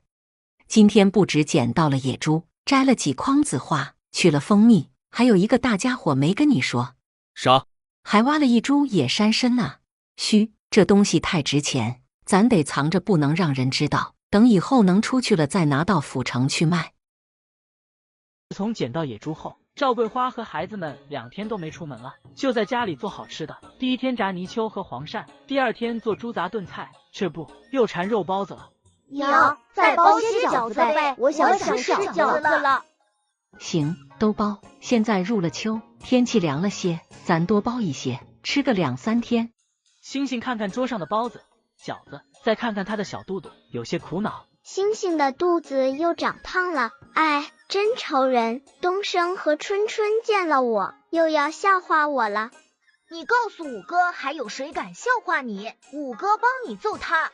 谢谢5哥，不过你不能揍春春和东升，他们只是和我开玩笑，不是真的嫌弃我肚子胖，他们会分糖给我吃哦。东升说那是麦芽糖，是上次村长伯伯去镇上的时候买的，甜甜的很好吃，和蜂蜜一样甜。上次去镇上太匆忙，尽想着买粮食、盐和布料，却忘了买点糖回来，害得你们几个孩子馋嘴。说起吃的，星星又情不自禁地拿了块猪油渣在啃。可不别吃太多，不然会吃不下肉包和饺子。猪油渣咱明天再吃。不怕，星星肚子很胖，能装下很多，还可以再吃好多包子和饺子。这丫头似乎有点缺心眼，没心没肺的，刚才还在苦恼肚子太胖，这会儿又馋的啥都想吃，啥吃的都不想放过。吃完饭，星星拿着2个肉包，用帕子包着就要出门。闺女上哪去呢？让你大哥他们陪着你。娘，上次春春和东升分了麦芽糖给我吃，今天我要请他们吃肉包子。转眼又过了3天，这天星星正在睡午觉，突然被一阵阵吼叫声和惨叫声惊醒。娘你在哪？快，我们快去村口，爹和人打起来了，我们得去帮忙。星星，娘在这儿呢，别怕，让大福哥哥他们陪着你，你们在家乖乖的待着，娘去看看怎么回事。星星也要去帮忙，把坏人赶出去，不能让难民抢走我们的肉包子还有肉干。你们可消停点，把家里的粮食看好了。桂花，快开门！你家男人受伤了。他爹你咋样？伤哪了？大福，你们几个快去端碗水来给村长他们喝。怎么伤得这般重？这帮难民下手真是太狠了。爹，你是不是很疼？星星给你呼呼。周老大疼得说不出话来。这帮难民太可怕了，一个个真的不怕死，根本不管荆棘会刺伤他们，两眼冒绿光，一个劲的要爬进来。难民爬墙的时候，你们没拦着吗？哪能不拦？我们先是用木棍打，那人一看就是练过的，有些功夫底子傍身，不然老大也不会伤得这么重。我那里还有些伤药，老大这次是为了救我才伤成这样的，可惜没办法去镇上请郎中。今天的事只能怪这世道，谁也没错，村长不必自责。你们家里有伤药的就拿过来，我们当家的确实需要。哭啥？死不了，我躺2天就好了。你别说话，躺着莫动。咱们村里要是有个郎中就好了。星星若有所思，如果村里有郎中，爹就不会这么疼，就有药给他治伤，娘就不会一直掉眼泪。星星要挣银子，让哥哥们去读书，然后学医做郎中。闺女，你爹伤得太重了，我们必须采到可以退热和消炎的药，否则你爹就危险了。娘，你别担心，星星一定可以找到爹需要用的草药。好，那咱娘俩现在就出发。等等我也去。你和大哥他们留在家照顾你爹，若是有什么事你就去找村长。这个草可以治爹的伤，那棵草也可以。闺女，这草药都有什么用处啊？星星也不知道的，只知道这些草药可以治好爹的伤口。虽然赵桂花也不懂草药，但是她相信星星，她可是咱家的福星呢。哥哥们，过来一下，我教你们怎么用药，你们要记住哦。你记不住吗？星星睡一觉就会忘记，所以你们要记住哦。五福，你别闹，听星星怎么说。这种和这种，这好几种是要捣碎外敷的，这种和这种好几种是内服的，要拿水一起熬了喝。好了，你们都记住了吧？赶紧去准备吧，煎了药，待会儿该吃饭了。就这样没了吗？5个福一起看向赵桂花。外敷的就不用晒了，直接捣碎了敷在伤口上，每种草药选1两左右搭配在一起。娘，金银花也有消炎的作用，可以拿一些一起熬了喝。小黄花可以和那些外敷的草药一起捣碎外敷。哎，娘知道了。在配药的过程中，星星发现周大福、周三福和周五福对药物最为敏感，各有所长。五弟，等外头太平了，你就去当药头算了。三哥看好你哦。三哥你更厉害，看一遍就记住了，当药童更合适。三哥、五哥，你们可以先去做药童，然后做郎中，这样叶沟村以后就不愁请不到郎中了。小丫头片子的感情已经给他们规划好了以后的职业，想让他们学了一回叶沟村来悬壶济世。不和你们说了，我去看看爹。妹妹跟谁学的这样子？全家她年纪最小，却最爱扮大人，还说叫起我们来了。她哪天不这样，人小鬼大的。好了，赶紧把晚饭端到堂屋去，你们小点声，让星星知道你们笑他，又该不乐意了。爹，哥哥他们正给你熬药呢，等喝了药就不疼了，等敷了药，伤口就不会再流血。爹别怕，很快就会好起来的。好，爹能扛住。星星真乖，爹已经没那么疼了。星星快去吃饭，娘给你爹换药。好的。这可是烧开放凉的水，然后放了盐，都是咱闺女交代的。这孩子真是个金疙瘩，咱家真是走了好运，才能捡到这么好的闺女。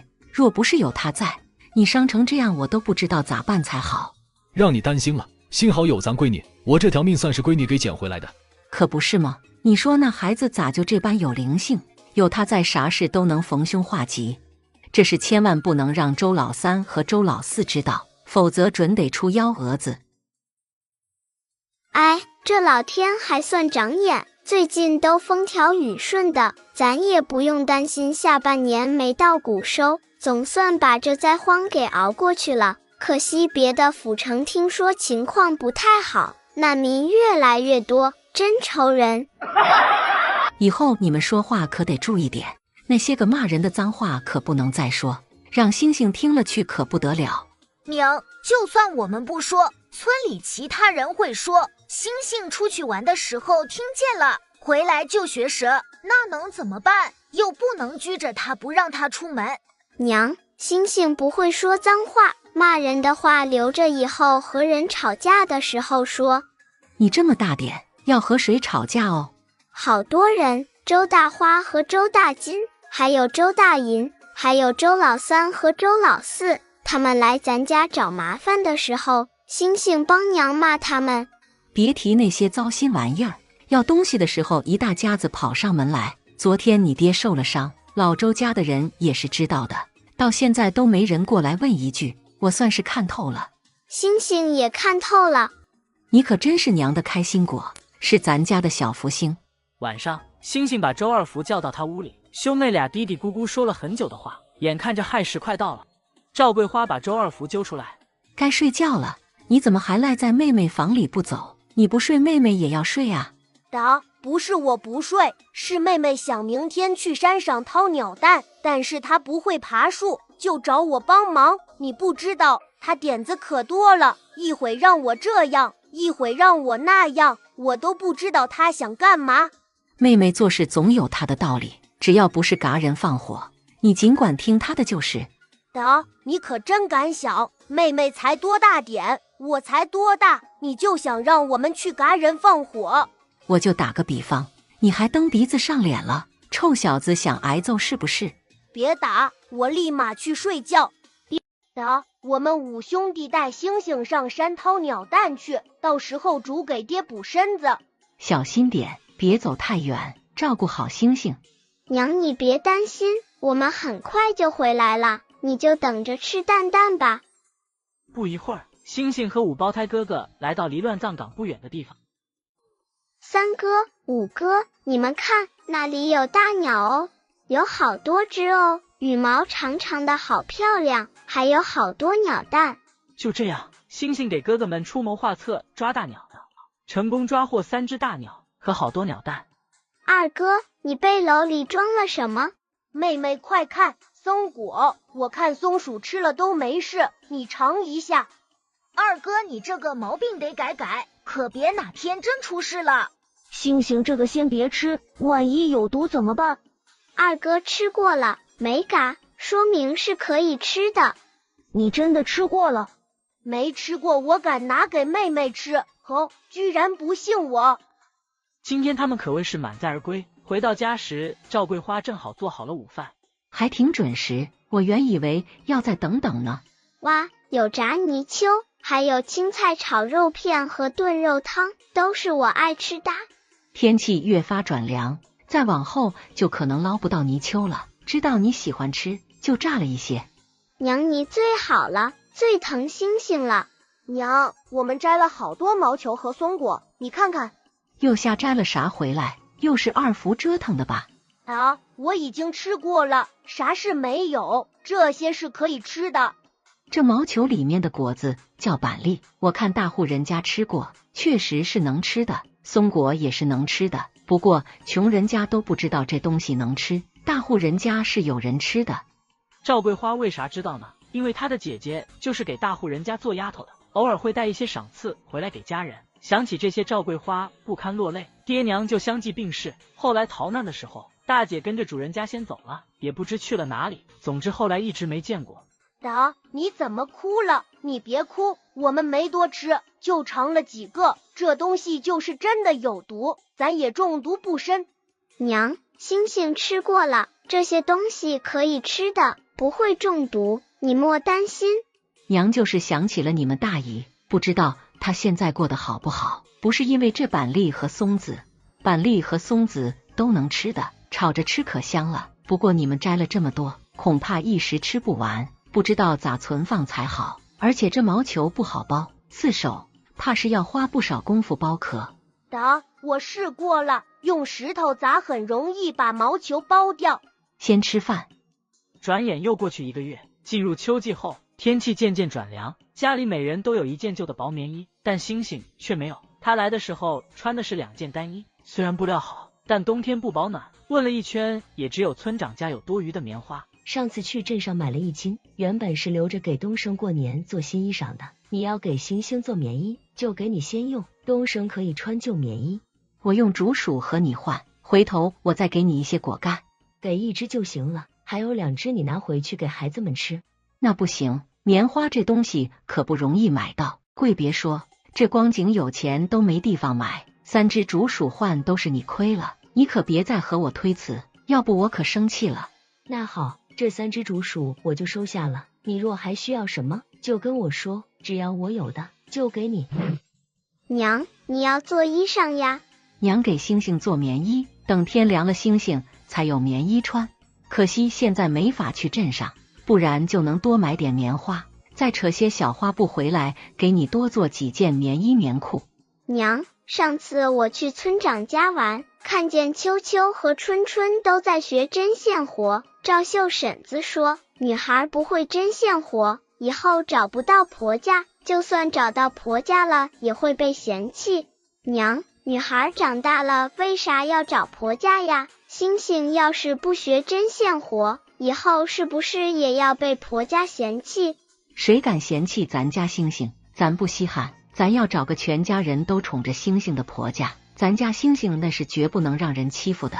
还有我们，谁敢嫌弃星星，就是找茬，就是要想挨揍，谁也不能欺负我妹妹，否则我饶不了她。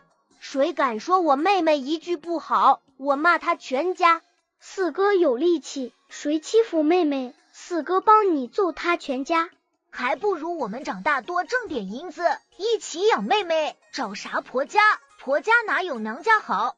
娘，哥哥，婆家是谁呀？什么是婆家？感情刚才他们都在浪费表情，这丫头连婆家是什么意思都不知道。婆家是很不讲理的一群人，会把小姑娘从娘家接到他们家去住。娘家人就是爹娘和我们，你若是跟婆家住在一起，就见不到爹娘和我们了。你见不到我们，我们也见不到你，婆家人就会趁机欺负你，不让你吃肉，饭也吃不饱，一大家子的衣服就让你一个人洗，不停的让你干活。婆家人还会和你吵架，他们人多，你一个人骂不过他们，他们会把你骂哭为止。你要是顶嘴，有那蛮横的婆家还会打你，打得你一身是伤。你生孩子若是生不出男娃，还会休了你，让你滚回娘家去。所以星星啊，千万别找婆家，还是让哥哥养你吧。婆家原来是这么坏的一群人，星星绝对不可以被他们接走。放心吧，星星会一直和爹娘还有哥哥们在一起的。呸呸呸，瞎说什么呢？咱家星星最是好命，是福星，哪能遇到那样的婆家？那得多眼瞎的人家才能那么对他。不对，星星是个金贵命，以后的婆家不但大富大贵，也会疼他珍惜他，他会找到很好的婆家。娘，如果我和婆家住一起，就不能和你们住一起了吗？按理是这样的，不过你有时间可以回娘家来住几天的。只能住几天吗？娘倒是想让你多住几天，但你婆家会有意见的。婆家人真是不好相处，回娘家也要管。星星不喜欢婆家人，星星要永远和爹娘还有哥哥们在一起，不要分开。婆家人是坏蛋，星星不喜欢他们。五胞胎计谋得逞，暗暗偷笑，妹妹不会被人抢走了，妹妹永远和他们在一起。你们都皮痒了是吧？把妹妹吓得不敢找婆家，以后她成老姑娘真的不嫁人，我就让你们也打一辈子光棍。我们会养妹妹一辈子，你别担心她老了没人养，娶媳妇的事还早着呢。咱家这么穷，咱哥5个娶不着媳妇也有可能哦。咚咚，这时门外传来敲门的声音。老大媳妇你们在家不？快来开门。屋里这般闹腾，还故意问人在不在家。赵桂花扔下手里的活，脸色也沉了下来。老周家又想干嘛？老三和老四准是带着爹娘来要东西的，不然干脆别开门，就装着不在。刚才孩子闹腾了半天，又叫又笑的，外面早听见了，咱装着没人在家，愣是不开门，爹娘的气成啥样？爹娘哪天不生咱的气？进来了东西给也不是，不给也不是，若真动起手来，你肯定吃亏。咱闺女就指着这点棉花过冬，哪能让他们抢了去？听我的，别开门。他也是看透了，心寒。1个月前他伤的那般重，若不是靠闺女上山采了草药治疗，说不定早去阎王那报道了。都别吭声，就让外面的人喊去。这门一开啊，咱家的东西就要被抢走，不能让他们进来。娘，咱都不说话，让他们以为家里没人，没人给开门，他们就会离开。星星真聪明，就是这样的。老周家的人定是来抢你的小棉袄的，这些人坏着呢。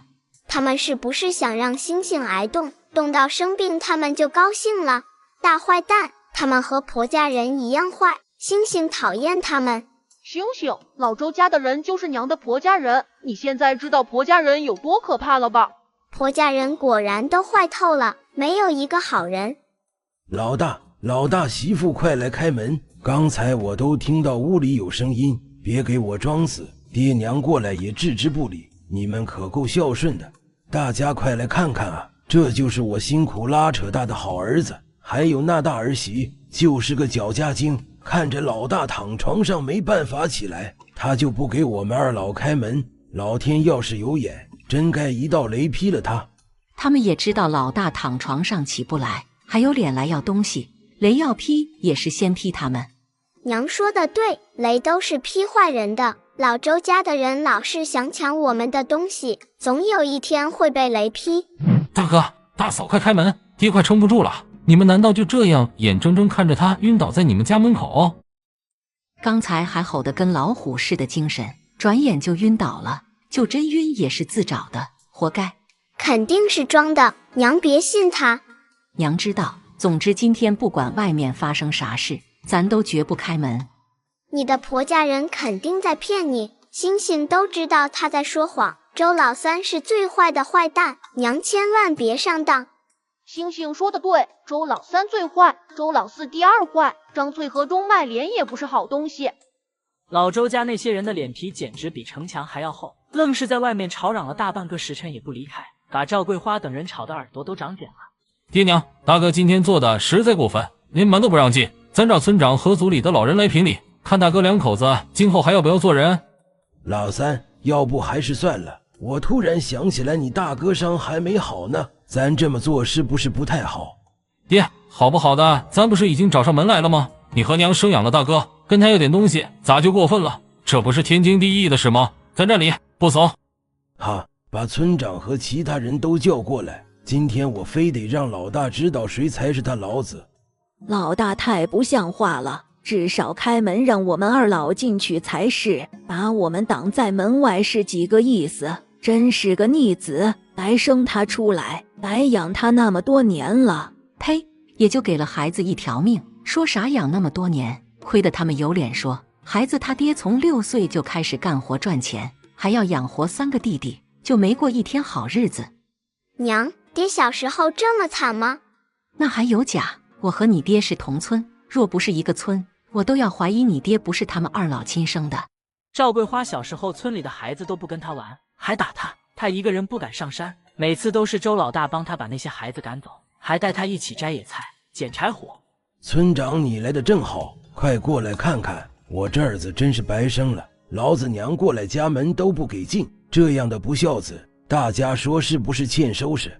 周叔，老大是你亲儿子，他之前被难民伤成那般重，现在还不能下床走动呢。你说你们一大家子在他重伤时没来关心一下，眼下却非要进他的家门，你们到底是为何？村长，那天我大哥救了你一命，你现在向着他说话，我们也能理解，不过一码归一码，现在是说大哥孝不孝顺，就今天他连门都不给我爹娘开，你说是不是做得太过分？既然敲了半天没人开门，说明家里没人，就算你大哥在家也没办法来开门。眼看天色快黑了，都散了，回家做晚饭去吧。来都来了，别急着走啊，事情还没解决，今天必须把事情解决了才行。周老三你算老几啊？拦着咱不让走，以为谁都像你这么闲，没事干吃饱撑着，咱家里事情多着呢，没空陪你折腾，赶紧的让开。周老三，这就是你的不对了，咱要回去，你凭什么拦路？赵叉呢？想打架还是怎么的？村民都站在村长这边，周老三再混也不敢引起众怒，只能让大家离开。老三老四，你们也别在这等了，你们大哥今天是铁了心不想搭理咱，这事没完，回头咱再找他算账。王了扒了个蛋，我特么批了周老三和周老四，忍无可忍。达，你别冲动，杀人要偿命的，咱想想别的办法。别拦我，今天我跟他们拼了，正好做个了结，大不了一起嘎，也省得这些蛀虫3天2头过来找麻烦。我先批了他们，然后再自嘎。早知道大哥大嫂在家，故意不来开门，终于沉不住气了吧？给我用力踹！娘，这里有好多灰，撒在那些人眼睛里，然后咱们一起揍他们。咱不批人，嘎人要偿命的，星星不要娘给他们偿命。算他们命大，今天就放过他们，但不能便宜了他们。门一开，外面的4人因为惯性就往门内一甩。赵桂花趁机把草木灰往4人眼睛里撒。喂，大嫂你疯了，干啥往咱们眼睛里撒灰？赵桂花拿起木棍就往4人身上招呼，专挑有肉的地方打，这么打击能把人打疼，又不至于把人打成重伤，还看不出伤痕来。大福，你们快过来，咱一起把这4个弄出去。大嫂你敢打我？我现在满身是伤，赔钱！你不赔钱我就嘎在你家里。想嘎你就嘎远一点，不准嘎在我们家。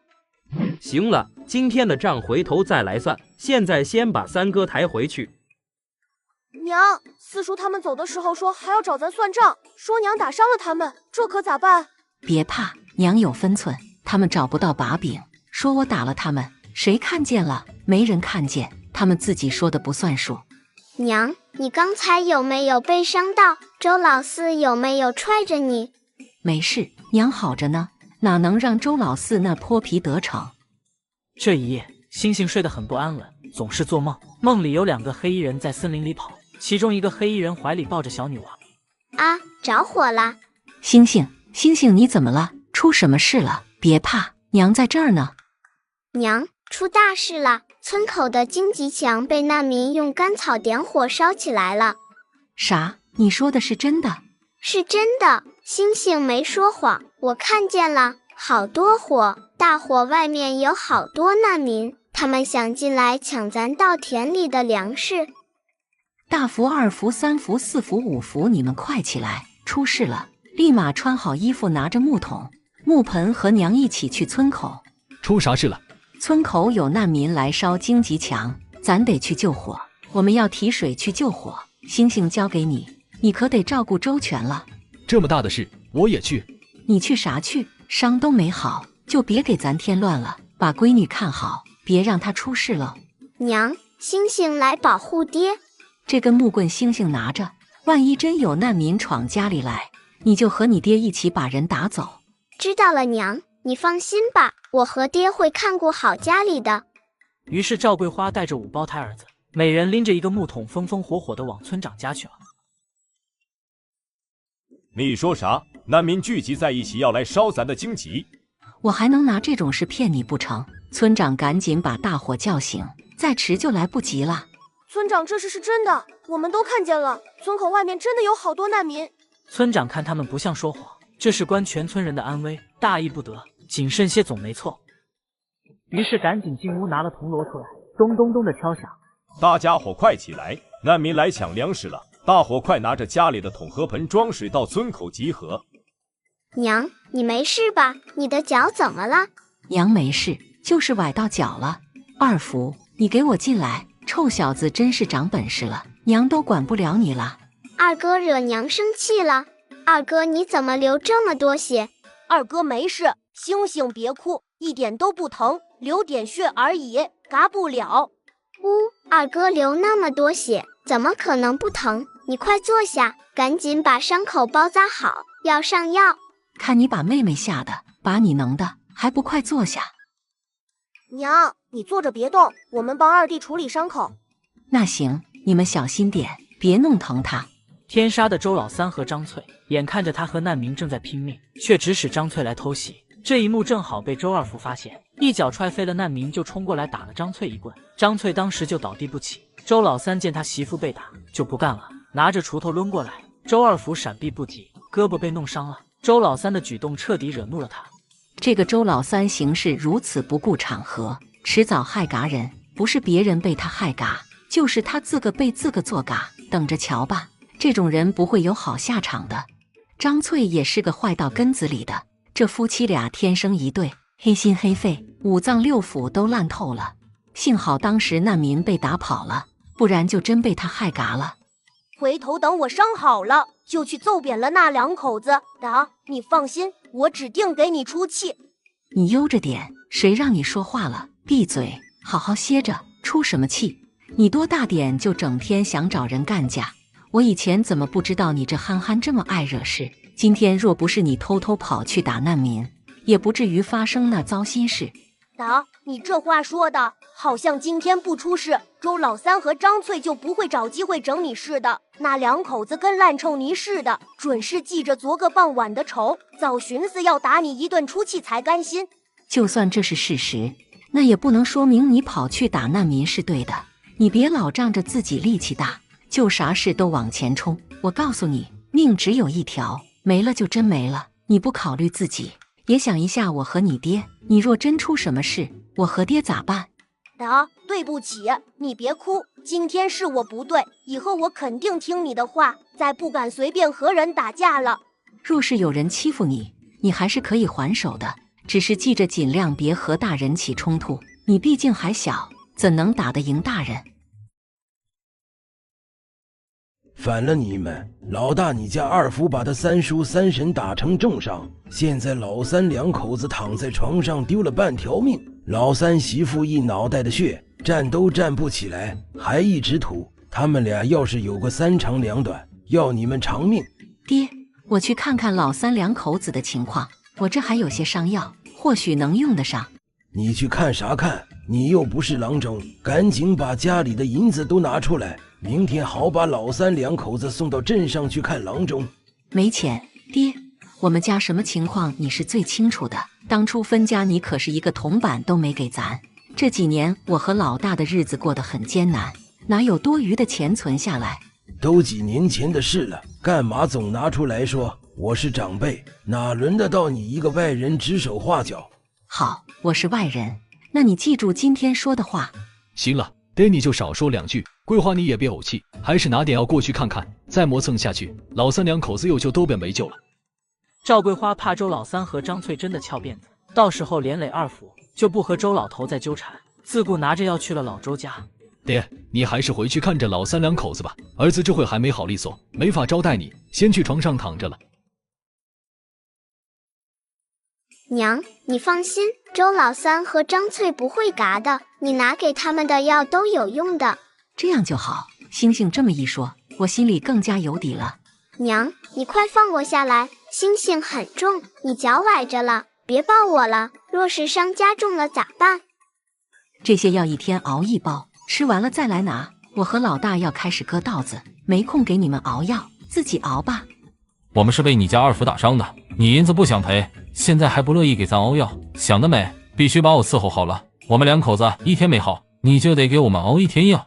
你们偷袭我在先，受了伤也是活该。我家二福是正当防卫，没做错，这笔账我还没找你们算呢。少蹭鼻子上脸的，这些药我放这了，爱吃不吃，在机外，回头我一帖药都不会再给。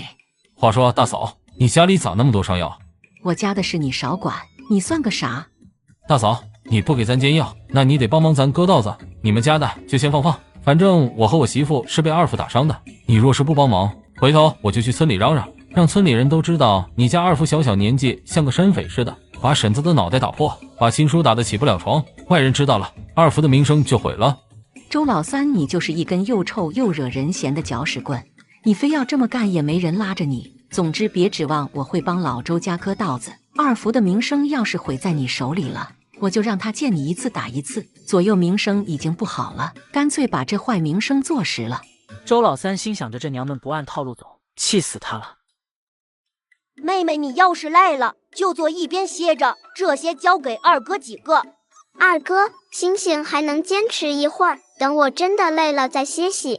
哥，别和咱较劲，咱可比你大4、5岁呢，力气比你大，饭也吃的比你多，干活也肯定比你干得多。你年纪小，多歇歇。二哥兑了蜂蜜水，你快去喝。那我去喝蜂蜜水。哎，干农活好辛苦啊，这么快我就饿了。油纸包里有果干，还有肉干，你先垫垫肚子。周四福和周五福听到有吃的，嗷嗷叫，也想立马去吃点心。你们2个给我老实坐着惯到店，别一天到晚脑子里就想着吃东西。星星年纪小，又是咱们家唯一的女孩，那肯定要惯着点。咱大老爷们怎能跟一小丫头似的娇气？都给我干活。二哥，我们也才9岁，毛都没长齐呢，怎么就成大老爷们了？我还小呢。忽然，一个阴影从星星身边飞快地掠过，其他人都没看清嘛。星星却指着水稻浮动的方向说：“有兔子呀，好肥的一只大野兔啊！”这下5胞胎全都扔了手上的东西，一窝蜂朝野兔扑去，一扑一大片稻谷被压倒。你们几个臭小子悠着点，把水稻都压塌一大片，等下还怎么割？星星快看，四哥逮到的，晚上咱有肉吃啦！四哥好厉害，跑得比兔子还快。周四福听着这话咋那么不得劲呢？兔兔肚子好肥哦，爹娘，哥哥你们快看，野兔的肚子是不是特别大？兔子是不是偷吃了好多庄稼呀？他爹，这野兔怎么看着像怀崽了？这是真母兔，的确是怀了崽，肚子这般大，估摸着不用多久就要生崽了。真的，野兔有宝宝了，要做兔妈妈啦。那我们不可以吃兔兔，星星要把兔子养起来生崽。5胞胎一脸失望，他们不想生崽，只想吃兔肉。爹娘，星星可以养这只兔子吗？正好家里没养家禽，这兔子快下崽了，养起来挺好。不过养了兔子就要每天摘草给它吃。星星愿意每天给兔子摘草吃。星星要养兔子，5位哥哥，星星要养这只兔子哦，你们说好不好？那我们就得先把野兔送回家去吧。星星可以，星星认得回家的路，我抱着野兔回家。爹娘和哥哥不用担心，你们继续割稻子，别耽误干活。二福，你胳膊有伤，少干点活。你带星星回家去，顺便把午饭煮了，然后送过来。那我和星星先回去。别咋咋呼呼的，拿些树枝蔓藤把野兔遮一遮，省得让人看见眼红。里的活忙完后，之前镇上的王公子给了咱1两银子做定金，跟咱买金银花和菊花，没想到后来情况那么乱，一折腾就好几个月，人家要的东西也没法给人送去。明天我就带着1杯篓金银花跟其他人一起去镇上。孩子他爹，你说这小黄花会不会就是野菊花？星星让咱采的花都是有药用价值的。之前他说金银花能卖钱，却不知道那花的名字。我琢磨着这个很可能就是菊花。这个哪有只包1包？明天我去镇上药铺问问。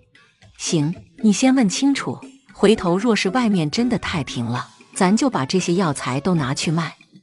翌日，周老大就去村口和其他人会合，一起到镇上去。傍晚时，周老大回到了家，只把空背篓带回来了，啥东西都没买。怎么样，花卖了吗？今天去找王公子，他把花买了，给了3两银子。我把小黄花给他看了，他说那就是他要的菊花，让咱有空的时候给送过去。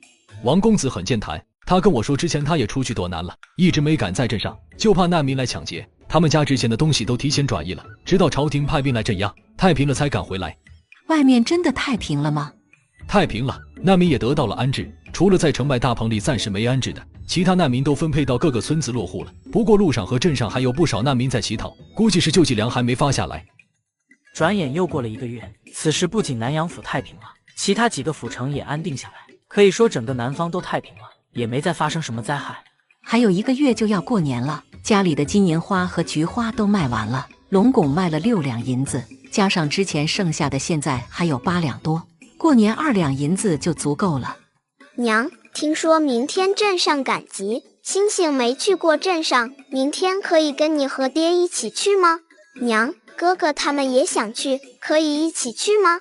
行了，别瞅了，想去赶集可以，不过得听话，不准乱跑。谁若是像小时候那样乱跑，被拍花子抓走，那就等着被卖吧。娘，你最好了，我们肯定不会像小时候那样没见识，一到镇上就被迷了眼，到处瞎跑。我们保证听话，老老实实跟着你和爹。哎呀，你这小子怎地这般难缠？都答应让你们去了，还想打什么鬼主意？娘，你放手，别揪我耳朵，妹妹在呢，很丢脸的好吗？有话好好说，别整那些有的没的。党，明天咱们一起去赶集，你能不能拿点钱给我们？没门，想买什么到时候和我说，没有多余的钱给你们。娘，咱也知道家里没啥钱，知道咱家穷还不老实点，净想着败家。我们能不能拿点自己的东西去换钱？换来的钱就让我们自己买东西吃。你们的东西不就是家里的东西吗？咱啥时候分家了不成？我们几个挖了一些草药，想拿去卖钱，就只有一些而已，并不多。娘，你就松松口呗。不多是多少？你们能认识草药，多亏了星星。到时候卖了钱，可别把它给忘了。知道怎么做吗？这就是同意了的意思了。五胞胎高兴的嗷嗷乱叫。自从来到叶沟村后，今天星星还是第一次出村，一路上他东张西望的，很是好奇。一到镇上，托王公子的福，镇上最大的药铺现在都会收周老大的药材。所以一到镇上，一家人就直奔药铺。这次周老大的1背篓药材卖了2两银子，2幅和4幅带来的药材因着药用价值比较低，也就是比较容易采到的草药，所以2背篓只卖了800块。妹妹，走吧，哥哥给你买好吃的。别乱跑，星星我带着。浅青色的头花好看，大红色的好看，粉色的好看，淡蓝色的好看，都好看，最好每种颜色都买一个。我觉得可以，这样以后星星就能每天戴不同的头花。我还是自己挑吧，不用买那么多，买2个就好。娘，你喜欢什么样的头花？快过来，星星帮你挑。娘都一把年纪了，哪用得着戴这个？这都是小姑娘戴的。是这样的吗？我知道了，娘要戴银簪子。你看那个婶婶戴的就是簪花。娘和他们不一样，他们住在镇上，咱住在村里，天天要干活，又要上山，戴首饰容易掉。你看村里有几个人会戴首饰的？娘，星星会努力挣很多银子，然后在镇上买大宅子，把你和爹都接到镇上住，然后给你买银簪子戴。我的好闺女，你爹和我下半辈子都不用愁了，咱们2口子可太幸福了。东西买的差不多了，看看有没有顺路的牛车，坐牛车能快些。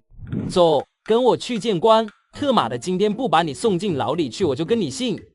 回去了，凑啥热闹？小小年纪竟是爱看热闹，不嫌事大。娘，你快看，快看那个人，快看快看！娘，快转身看看。有什么好看的？得快点赶路，不然天黑了还在路上，不安全。不是的，娘，你快看那个人，那个人他认识你的。赵桂花脚步一顿，只好回头看去。很凑巧的，那个偷馒头的乞丐也正好往这边看了过来，两人的视线碰在一起。小心肝哦，娘怎么可能认识那人？桂花，是不是桂花？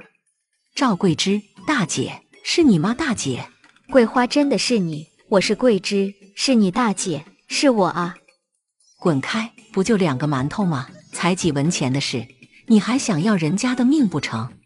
你们这些人忒不讲理，是他先偷我的馒头。大姐，真的是你？你怎么？咱找个地方慢慢说。二福把馒头钱给他。大姐，先跟我回家吧。桂花，我不是一个人，还有人在破庙里等我。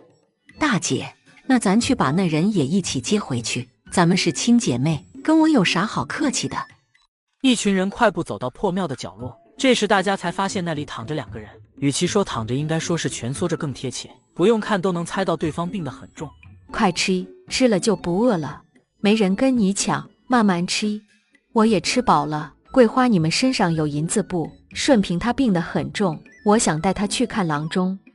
有的，走吧，咱马上带人去看病。你背着妹妹，我背病人。赵桂花抱着那小孩，一行人快速赶到镇上最大的药铺。病人应是逃难途中，受过好几次重伤，又没有及时得到治疗，还经常吃不饱，身体亏损得很严重，且最近似乎又受了不轻的伤，若是再不医治，恐怕撑不了几天了。大夫，你一定要救救他，都是为了救我们，不然顺平也不会伤成这样。呜呜，不必如此，我会尽力。若是再迟2天送来人就没救了，现在还来得及。待我开些药给病人服用，之后让他好生休养，多吃些补身子的，过个1年2载的就能把身体养回来。这些药吃完，再把人带过来复诊，到时候若病好了就无事，只要在家好生休养就行。于是今天挣的2两银子全用完了，再搭上5胞胎剩下的300万，最后还欠老郎中1两银子。这最大的药铺诊费和药钱是真的贵。谢谢大夫，过2天得了空我们就把欠下的银子送过来。今天真是太谢谢你了。咱先去城门口，然后跟同村的借点钱，回去再还给人家。只怕这时候村里人都回去了。要不咱回去破庙再住1晚，明天再想办法回去。娘，是不是你们的银子花完了，咱都回不去了？不怕，星星这里有。闺女，你哪来的银子？就在破庙里呀，爹把我放下来，就有一个硬石头硌着我脚，我捡起来一看才知道是银子，原想给你们看的，但是你们忙着救人，我就放兜里了。那刚才在医馆怎么没拿出来？因为医馆可以欠账啊，咱可以先欠着。也不知道小丫头脑袋瓜里怎么想的，刚才舍不得拿出来，这会儿又突然拿出来，古灵精怪的。还是先找个便宜的客栈住1晚，明天再回去吧。你们先洗漱，我去给你们买一身干净的衣服回来。2刻钟后就回来了，买了3套衣服回来，算一算，住店买衣裳，再加上晚上吃饭，已经花掉1两银子。大姐，你受苦了。5年前我跟着主家逃难到凤阳城，谁知1年前凤阳城发生地龙翻身，后又发生黄灭，陈府一众虽无人因天灾饿死，但凤阳城也待不下去了。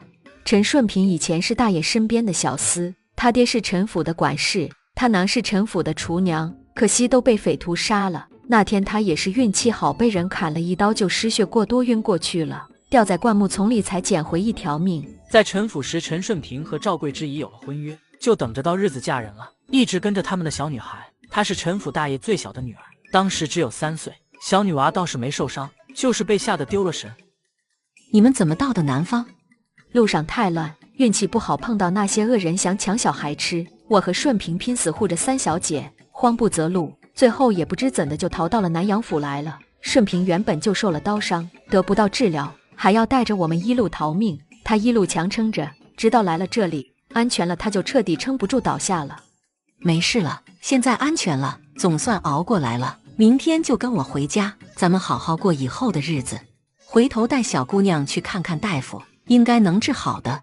星星猜对了，真的是妹妹，真的是妹妹。不过这个妹妹看起来怎么有点傻。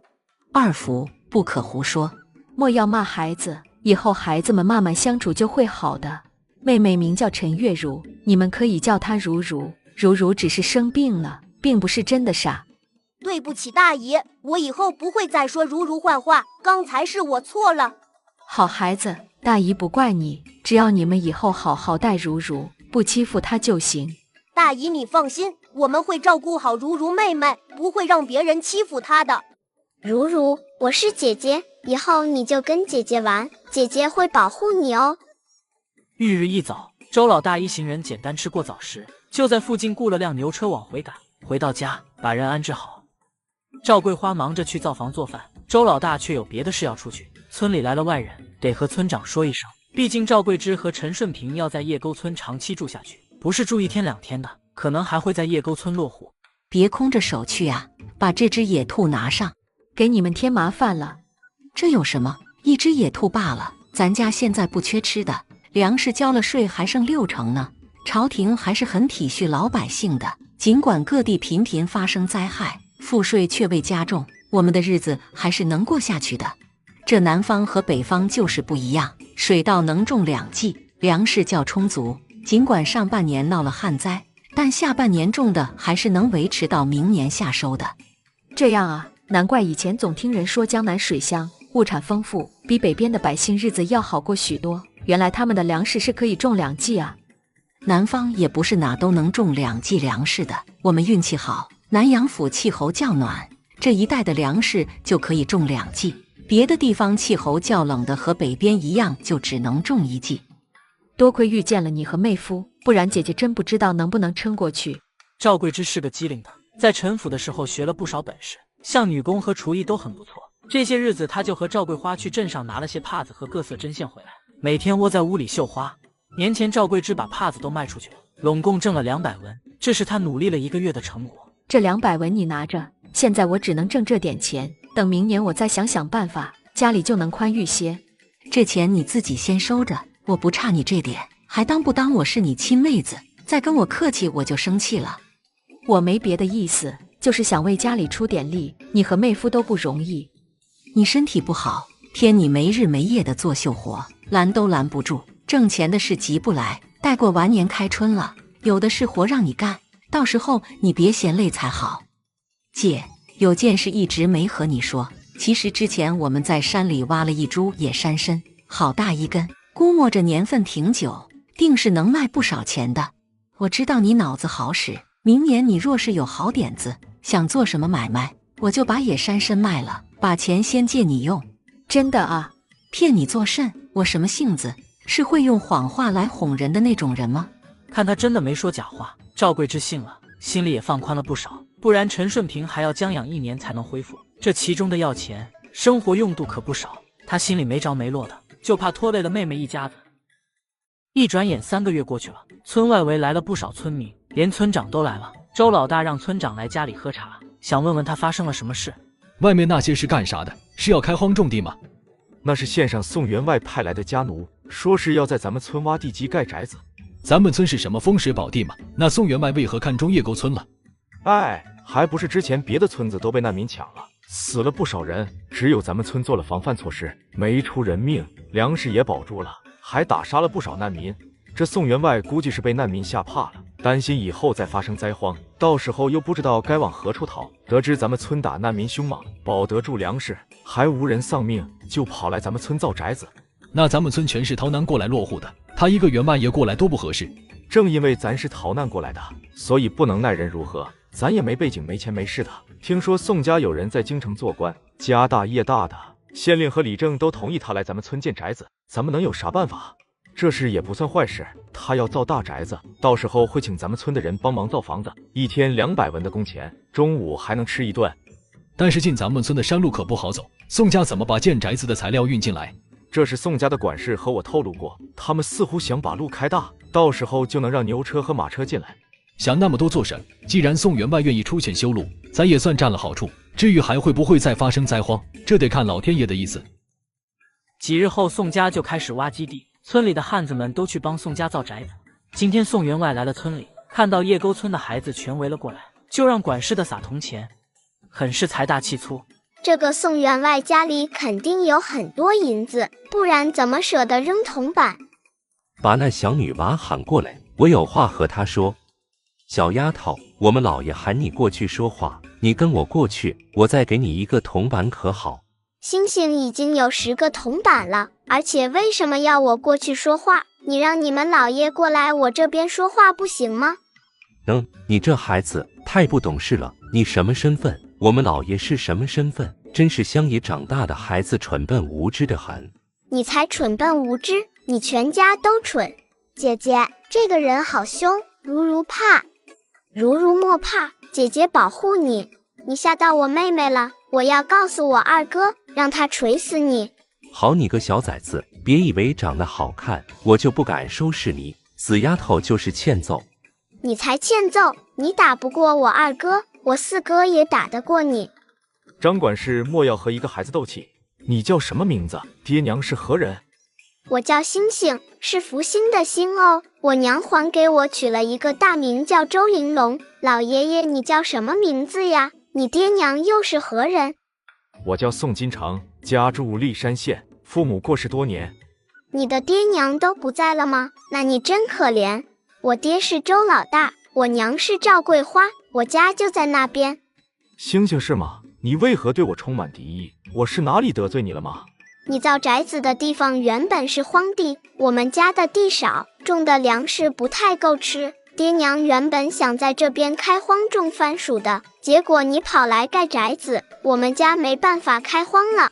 而且这边每天好吵，吵得我睡午觉都睡不着，所以我生气了。不过看在你人不错的份上，我就原谅你了。原来是这样，那倒真是我的错了。既然你原谅了我，看在你这么可爱讨喜的份上，我可以补偿你一件东西。你说说你想要什么啊？等宅子盖好了，你们会来这里住吗？应是会的，不过不是常住，夏天天气炎热时会过来避暑。听说你们家有很多下人，还有护卫，你和你的家人搬来住的时候，不可以欺负村里人哦，不然你就会变成讨厌鬼。好，我们不做仗势欺人的事，我保证。闺女，你咋跑这来了？宋老爷，这是我闺女，孩子年纪小，喜欢到处玩，打扰到你了，我这就带她回去。爹，星星没有惹事，我在和宋老爷聊天，宋老爷人很好的。小姑娘甚是讨喜，我看着喜欢就过来和她多说了2句，这位小哥不必放在心上。这是我们老爷赏的，拿着吧。无功不受，我不能拿这银子。爹说不要你的银子，我们自己能挣，不和你说了，我们要回家了。宋老爷，我把孩子送回去，马上就回来干活，我家就在那边。你莫每天就沉迷绣花，把孩子看好了，旁边再造宅子，乱得很，人又多，万一伤到孩子咋办？咋啦？星星和如如刚出去玩一会儿，平时都这样，今天是出啥事了？咱闺女胆子大得很，跑去宋员外面前也不知道和他说些啥，那大户人家心思多复杂，万一哪句话没说对，惹恼了人家那可就麻烦了。闺女以后可不能乱跑出去了，得有哥哥或娘带着才能出去玩。那些老爷员外的表面看着好说话，其实心思深沉得很，咱还是少往人家跟前凑得好。娘，星星知道了，以后我和如如就在家里不出去，等旁边的宅子造好了，我们再出去玩。我突然想起来，去年你说开春要把金银花挖回来种的，咱们明天去山上挖金银花藤回来种可好？对，是该挖些回来种，咱后院空了好些地方，就是留出来种金银花的，菊花苗也可以挖回来种。明天大家一起去。明天我也一起去吧。你在家做绣活，这些帕子到日子是要交货的，耽搁不得。我带着5个福哥和星星去就行。再说陈顺平还在炕上躺着呢，你不得照顾他。把星星留家里吧，我看着如如也好有伴。星星喜欢上山，我们若是不带他，小丫头要闹的。星星要上山，星星要帮忙挖金银花，如如要跟姐姐一起上山。如如乖，你就在家等姐姐回来，大姨和你爹都在家，你要照顾好你爹，所以你没空跟上山哦。原来我要照顾爹的吗？我没空上山。哥哥们，坟头旁边的歪脖子树后面有一个洞，洞里有条大蟒蛇哦。吃了早食，一行人就出发了。二哥，我们去山那边找种子呗。找啥种子？就是种子啊，掉在地上的种子。妹啊，掉山上的种子那就是大海捞针，你可别为难二哥我了。我宁愿去打一头野猪，或者打一头狼，都比山上找种子容易。二哥，种子不好找，等种子长成苗，结了果就好找了，到时候咱们再来找好不好？好，到时候你没忘的话，就喊二哥来帮你找，一准给你找出来。不多时，他们一行人便找到了有金银花藤的地方，有锄头的用锄头挖，没有锄头的就削尖的木棍挖。星星啊，别走远了，山里有野兽会抓小孩的，你可不能趁咱们没注意跑远哦。娘，我只是想找一找哪里有更多藤苗，没想乱跑。乖呀，你先坐一会儿，等这边的藤苗都挖好了，咱再到处看看。小丫头性子越发活泼了，坐不住，总想折腾点啥，必须盯着点，然后哄着让她不能乱跑。星星还是很乖的，被抓包了一次就老老实实的坐着不敢乱动了。但是在山顶上挖了会菊花苗，周二福和周四福就突然带着星星偷偷跑了，确切来说是星星把二福和四福拐跑了。哥哥们，坟头旁边的歪脖子树后面有一个洞，洞里有条大蟒蛇哦。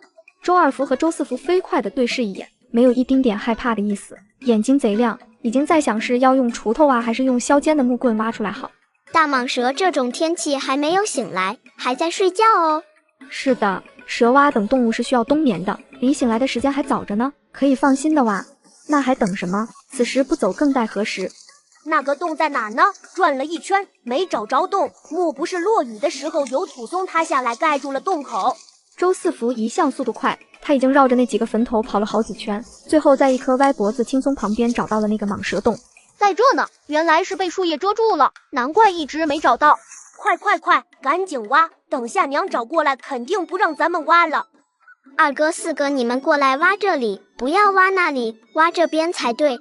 星星，你确定挖那边才对？二哥咋还质疑星星呢？星星的话能有错？这不管啥动物打洞，不都弯弯曲曲的，不可能是直通的。我估摸着蟒蛇肯定是在这个位置冬眠，咱直接挖这里肯定更快。大，那就挖这边吧。挖了老半天，此时周二福和周四福都深深觉得上了当，妹妹指定是搞错了，这他妈搬石头和石板就费了半个时辰，结果还啥都没发现。二福、四福，你们两个小兔崽子把妹妹带哪去了？还不快应一声！若是出了什么事，你们就给我回去跪一宿。妹啊，娘喊咱们了，我和你四哥得赶紧把蟒蛇挖出来，不然让娘知道肯定不让挖。不要挖这里，这边继续挖，再挖一会儿就挖出来了。星星没骗人，真的快挖出来了。周二福和周四福一脸无语，你们是不是不相信星星，以为星星在坑你们？星星气呼呼的，琉璃般的眼眸红红的，似是下一秒就要哭给他们看。莫哭，二哥和四哥听你的，继续挖行了吧？你可别哭啊，小祖宗！你们两个臭小子在搞什么鬼？跑这边来掘人家的坟呢？正事不干，净整幺蛾子，咋的还在挖呢？真是被你们气死了！是星星非要咱挖的。娘，这下面有好多东西。啥东西？赵桂花心中一动，莫不是这下面埋了银子？一时间心情既欣喜又紧张，复杂的很。这是啥玩意儿？看着像个箱子。二哥，我看这玩意咋那么像棺材呢？哎妈，咱们不会真把人家坟给掘了吧？这可咋办？闯大祸了你们，还不快帮人把土填回去？菩萨保佑，我家二福和四福还是个孩子，无意冒犯。快挖呀，把棺材挖出来！因为他还不知道棺材是啥东东，只是按着脑海里的画面提示，要在这里挖东西。至于底下到底有啥，他也不清楚。小祖宗，你可消停点吧，可不能掘人棺材。作为行动派，周二福速度飞快地继续往下挖了1米深，那疑似棺材板的东西终于露出全貌，只是一个朱红色雕花木箱而已，并非棺材。这个木箱挺大，和周老大家的装衣服的柜子差不多，一看就像是装钱财用的。挖到一个大箱子，可以拿回去做衣柜。赵桂花捂着胸口，感觉那里隐隐作痛，宝贝闺女太虎了，她有点承受不住。最后周二福小心翼翼打开木箱，入目全是竹简。周二福拿起来一看，竹简上写着字，但他没读过书，所以一个字也不认识。在场7人，无一人识字，全是睁眼瞎，对竹简那是一丁点兴趣都无。这都什么朝代的人留下的东西，少说也有几百年了，这竹简书倒是耐放，竟没有被虫蛀掉。周二福盯着竹简书一阵烦躁，都是啥没用的玩意，还以为有银子呢，结果就这。于是他手脚并用，哗啦啦把木箱里的竹简全扔了出来，直到看见最底下放着的几块碧绿玉石，旁边还有10几成人手指粗的金条。发财了，咱家发财了！嘘，闭嘴，别把外人招来了。思索片刻，赵桂花便让几个孩子把金条和银子全装在背篓下面，上面用菊花苗盖着。这些竹简咋办？放回箱子里，再给埋回去。此时大家都没注意到，周三福暗戳戳地藏了2个竹简在背篓里，周大福见状也藏了一个。这2兄弟叫文静，内心里是渴望读书的，只是家中条件不允许，世道也不允许。一阵兵荒马乱后，总算藏好了东西，把木箱放回坑里后，5个福哥开始把土填回去。我就说嘛，哎呀我的娘，蟒蛇原来搁这洞里睡觉呢！星星说的是真的，这里真的有蟒蛇，带我把它挖出来。还挖啥挖？不许挖！马上给我把土填好，回去了，莫再折腾。周四福也觉得不理解二哥的脑回路，这金子银子玉石都有了，想吃肉不能买，还挖蛇做神，不嫌累的。这么一折腾，当他们回到家时，已经到了申时。赵桂枝把冷掉的饭菜拿去热好端出来给他们吃。中午咋不回来吃饭？我一直等到50快过了，你们也真是的，山上的藤苗今天不挖完，明天还能长腿跑了不成？非要憋着劲1天就干完。姐，你过来瞅瞅，这是咱们今天在山上挖到的。看啥呢？这个，你看看。这玉石当真是你们在山上挖的？那还有假，还能去抢不成？我看这玉石色泽温润，看不出杂质，应是值钱的。不过我也不太懂，到底值什么价位时说不准。赵桂芝在陈府做丫头的时候，见识过一些玉器，值不值钱还是看得出来的，但不敢夸口说一定能值多少钱。这3块玉石先放着，咱不卖。除了这3块玉石，咱还挖到了一些金条和银子，金子和银子咱就拿来用，回头看看要做什么，就有底气去做。还有这么多钱？赵桂芝大概算了下，所有的金条和银子加起来约莫有1000两。她妹妹真的发财了。这个你拿着，回头想做什么你就去做。桂花，这个家你做主，钱你收着，我不能白拿你的钱。日后我想好要做什么了，再跟你借。虽然咱是亲姐妹，但亲父子都明算账呢，所以一码归一码，这钱我不能白拿。你呀，从小就性子强，固执得很。我是觉得钱多了才给你一些，我若没有，你想要我都给不了。你要用钱了就跟我说，可别到时候不好意思开口。姐不会跟你客气的，回头指定要跟你借的。大姨，你们快过来，星星想要买小狗，小奶狗也很好吃呢。星星不是要吃小狗，是要养小狗。哥哥，你们不要一直说想吃狗肉，会吓着小狗狗的。傍晚，周老大干完活回来，得知媳妇和孩子们上山挖了那么多钱，惊得下巴差点都掉了。早知道这样，我还帮人造啥房子，还不如去上山挖藤苗来的划算。可别，明天你还是得继续去干活，财不外露，咱得捂着，省得被某些人惦记，否则能不能保住还是个问题。别说村里人知道了会眼红，最难缠的就是老周家的人。我就说，哪能真的不干活？咱们家孩子多，陈顺平还要吃药养身体，要用银子的地方多了去，坐吃山空可要不得。不过有钱压箱底，咱们的压力就没那么大。以前一天总想着要挣回多少钱才安心，以后就算少挣点，也不会心里没着没落了。吃完晚饭，周老大和赵桂花、赵桂芝3人坐在堂屋，商量着要怎么安排以后的生活。赵桂芝识的一些字，就拿了毛笔和纸来一条条记下来。其中600两先不动，剩下400两也要用在刀刃上。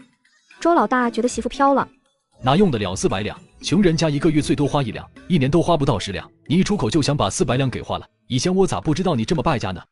你懂个屁！你个泥腿子也就这点出息了。大福他们5个都10岁了，可惜现在还大字不识一个。我决定把他们全送去镇上私塾读书，还有星星和如如，虽然他们是女娃，但也要读些书，认些字的好，不识字太吃亏。他家闺女必须读书，不能做睁眼瞎。他可不想让孩子们和他们2口子一样，以前是没钱不敢想，现在有钱了，那肯定要把读书放在第一位。桂花说的对，以前咱们穷就算了，但现在有钱了，把孩子们培养出来才是最重要的。赵桂芝很赞同妹妹的话，读书认字真的很有必要。想当初她被卖进陈府做丫头的时候，也是大字不识一个。后来她是自己争气，偷偷跟府上的管事和账房先生认了一些字。那管事的就是陈顺平的爹，账房先生是陈顺平的叔叔，陈顺平是陈府的独生子。那会儿兴许陈顺平的爹和账房先生也是看陈桂芝模样标致，又肯上进，所以早有要把她许给陈顺平的意思。正好陈顺平也中意她，所以赵桂芝在陈府的日子过得还不错。若不是陈府突然遭难，她和陈顺平早成亲了。把孩子们送去私塾后，咱找时间多盖几间屋子，盖砖瓦房。当初周老大2口子是实在没钱，所以才勉强盖了3间茅草房。不过当时他们垒围墙的时候，围了很大一块空地出来，就是留着以后有钱了造宅子用的。毕竟他们家儿子多。孩子们读书的事和建宅子的事搞定了，我就安心种地了。姐姐，你打算好要做什么了吗？我比较拿得出手的便是女工和厨艺，不过很显然咱去开绣坊是不可能的，我的本事没到那程度，就是有那么厉害，咱也没那么多钱投进去，所以我想去镇上卖吃食。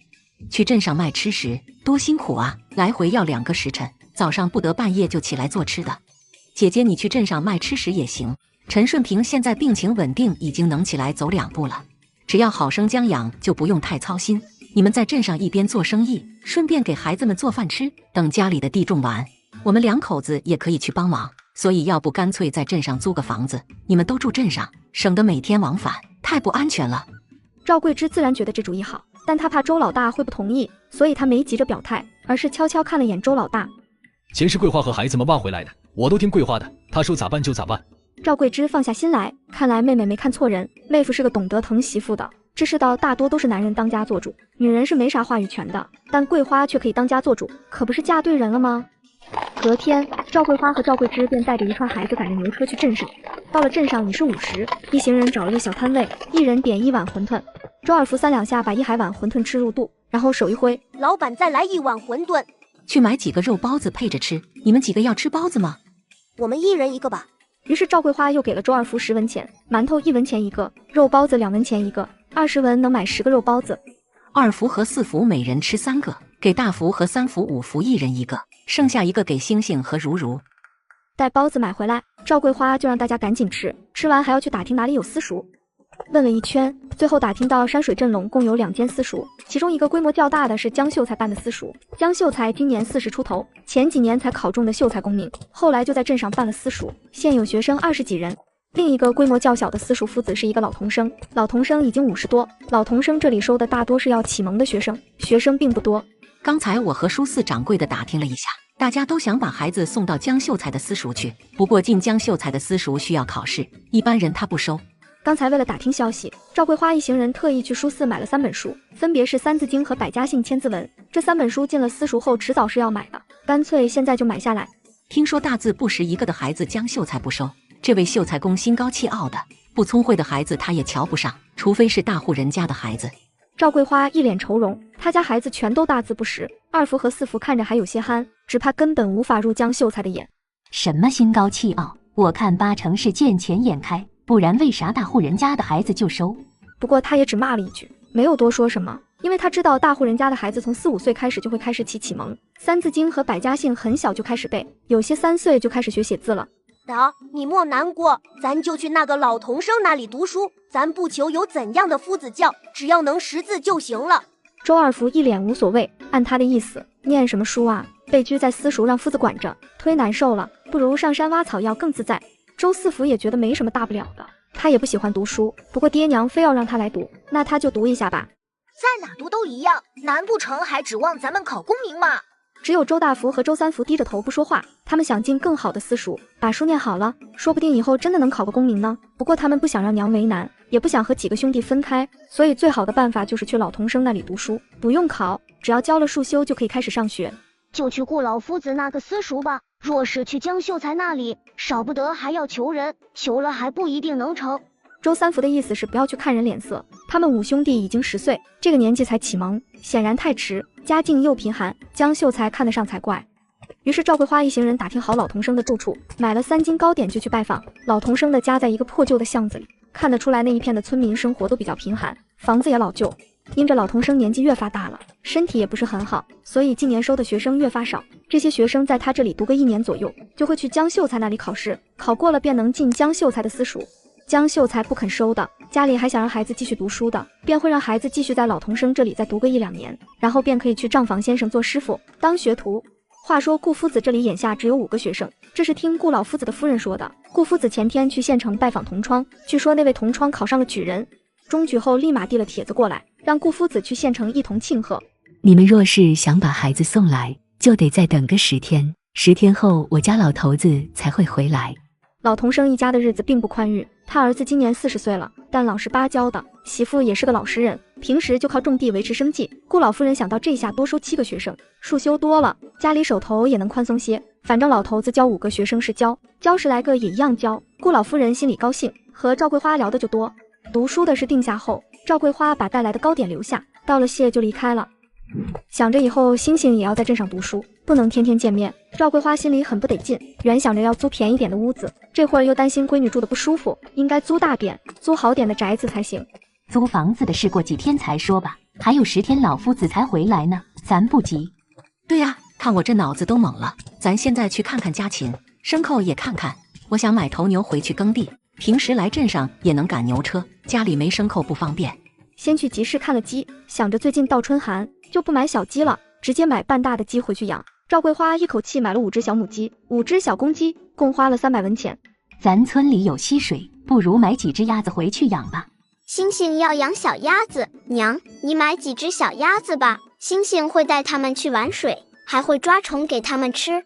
闺女一开口，赵桂花立马掏钱，一口气买了10只小鸭子，花了100文。汪汪汪！哇，好漂亮的小狗狗，好可爱呀！星星要养小狗，娘，哥哥，大姨，你们快过来，星星想要买小狗。小奶狗也很好吃呢，星星不是要吃小狗，是要养小狗。哥哥，你们不要一直说想吃狗肉，会吓着小狗狗的。这位大兄弟，这小奶狗怎么卖？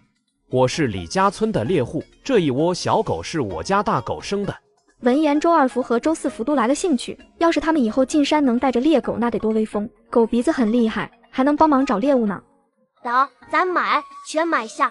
不行，最多买2只，而且这狗买回去是给妹妹养的，不是给你们打猎用的。星星喜欢哪2只，咱家就买哪2只啊。就要这2只，我喜欢它们。去看看买牛车的，今天把牛赶回去，正好可以耕地，咱也用不着每天用锄头翻土了，还能多开几亩荒地出来种番薯。这牛车买回去就是叶沟村第1头牛，别人可不得羡慕嫉妒。不过他管不了这些，他翻地翻怕了，家里只有2把锄头，用的都不知炖成啥样了。一行人挑了半个时辰，原先喊价是20两，最后砍到17两，还让人牙子送了一个车厢。咱们有自己的牛车了，终于买得起牛了。此时大家也没心思买别的了。赵桂花和赵桂枝坐在牛车两边，笨拙地学着赶牛车，两人都没经验，大半个时辰还没走完1/4路程。大姨你俩不行，让呀让，我力气比你们大，肯定赶得比你们好。你会个屁屁，净瞎说！谁告诉你力气大就会赶牛的？赶牛车这事也需要技巧，光有蛮力是没用的。你小心点，可别把牛车架到沟里去了。不能够，我哪能拿一大家子人的性命开玩笑？我就是自己掉沟里，也要护着你们全须全尾的。二哥可以的，二哥很厉害的。周二福有了星星的支持，笑得唇角都裂到耳后根去了，坐在车沿拿着鞭子开始有模有样的赶起牛车。今天周老大家买了牛的事，全村人都知道了。牛车一进村就引起了很多村民的注意，后来知道是赵桂花买回来的，更是直接炸了锅。当天晚上，许久没出门的周老三和张翠就带着二老再次找上门来。周老三受伤了，都还想占大哥家的便宜。大哥，你哪来的钱买牛？这一头牛往便宜了说，也至少15两银子。咱们咋不知道你啥时候变得这么有钱？这银子有咱家卖草药攒的钱，还有一半是我姐姐姐夫借给我的，又没花你们的钱，关你们啥事？你那个姐夫一身的病，听说一直躺床上不能动，他若是有钱，还能病成那样？那逃难的时候有钱也没地方花，你又不是没逃过难，什么情况你不知道吗？再说咱们早就分家了，各过各的，我家是不是买牛与你们无关。我是你老子，怎么跟咱没关系？你买了牛还敢不给我用？这牛要牵到我家去用半个月，等耕完了再还回来。这牛可不是我们家的独份，还有我姐姐姐夫的一份，他们同意了你才能牵走。不借，想用牛就拿钱来租，否则我就去衙门告你们抢牛，到时候把你全抓去蹲大牢。你这牛我出一半的钱，我想借就借，不想借你躺在我面前也没用。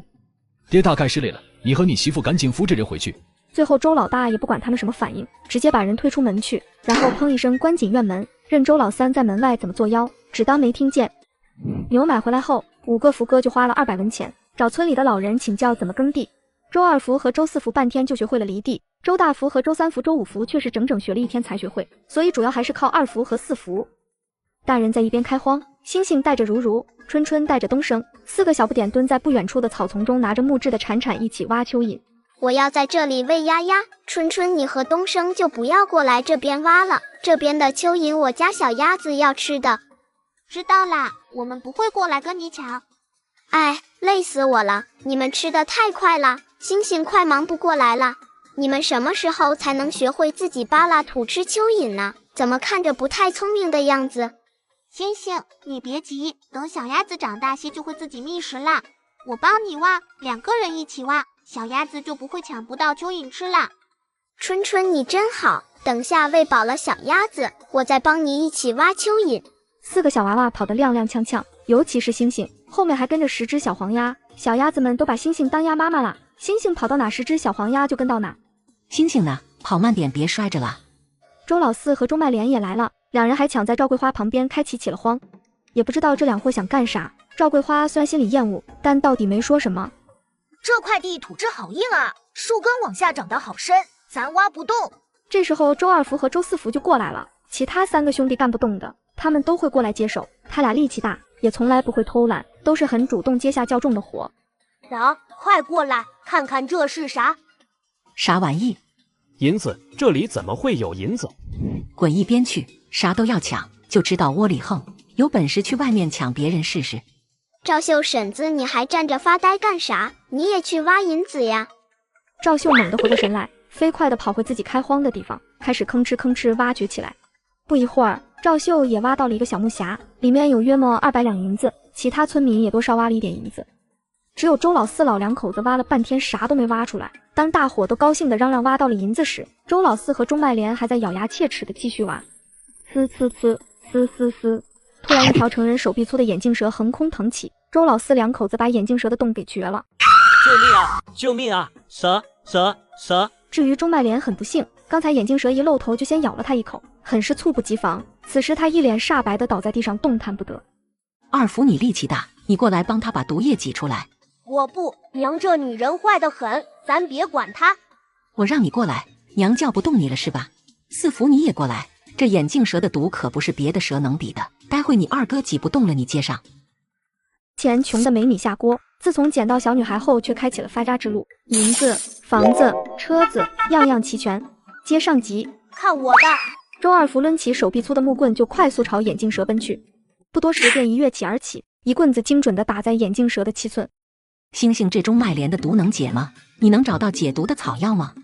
等四哥把毒液挤出来后，再把它拖水沟里洗洗伤口，然后去找郎中给他治啊。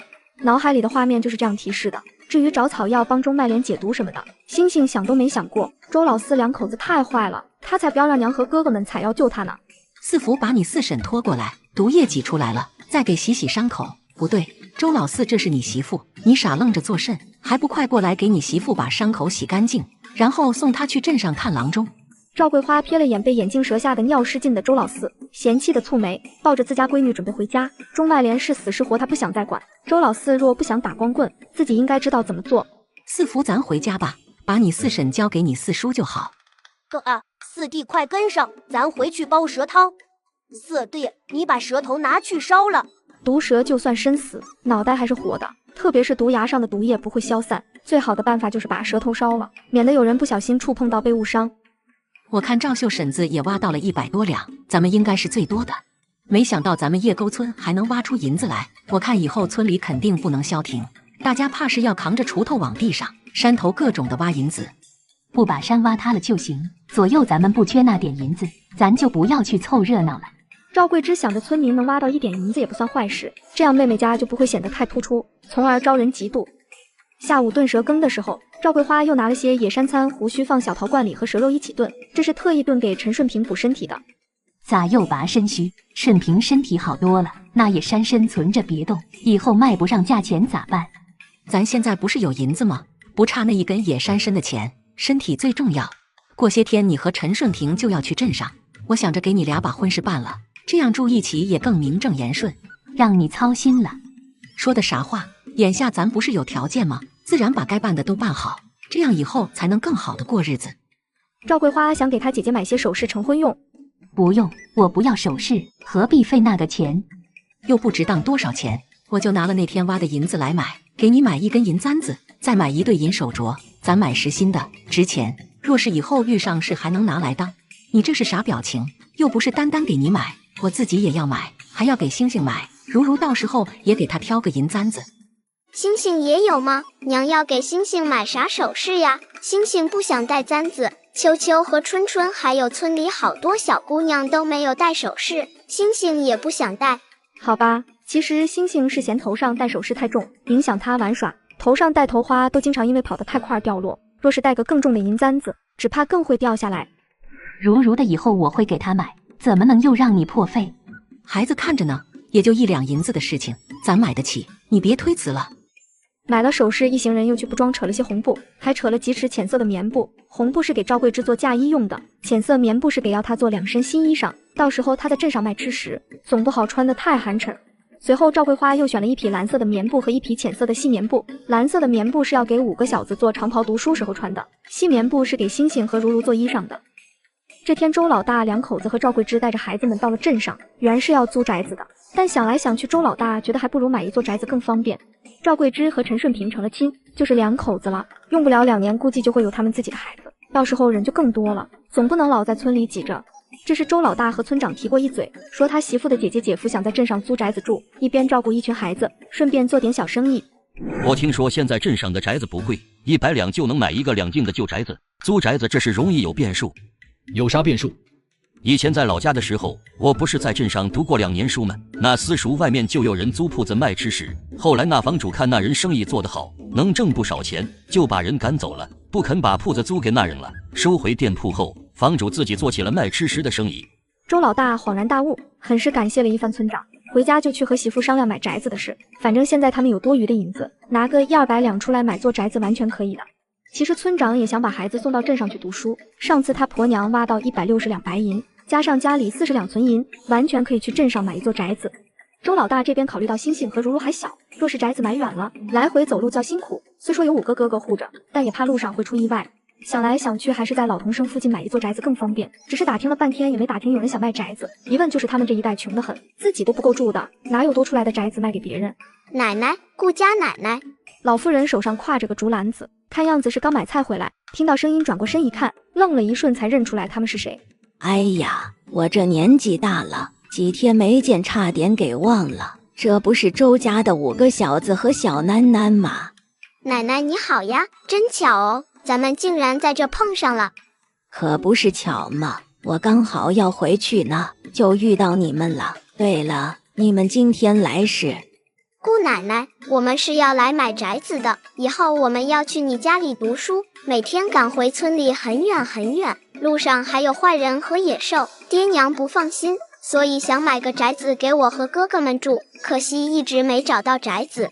你们想买宅子啊？没错，我们的确是想来买宅子的，可惜没找到合适的。我隔壁那户人家倒是有个宅子想卖，不过那宅子破旧了点，不如我带你们先去瞧瞧。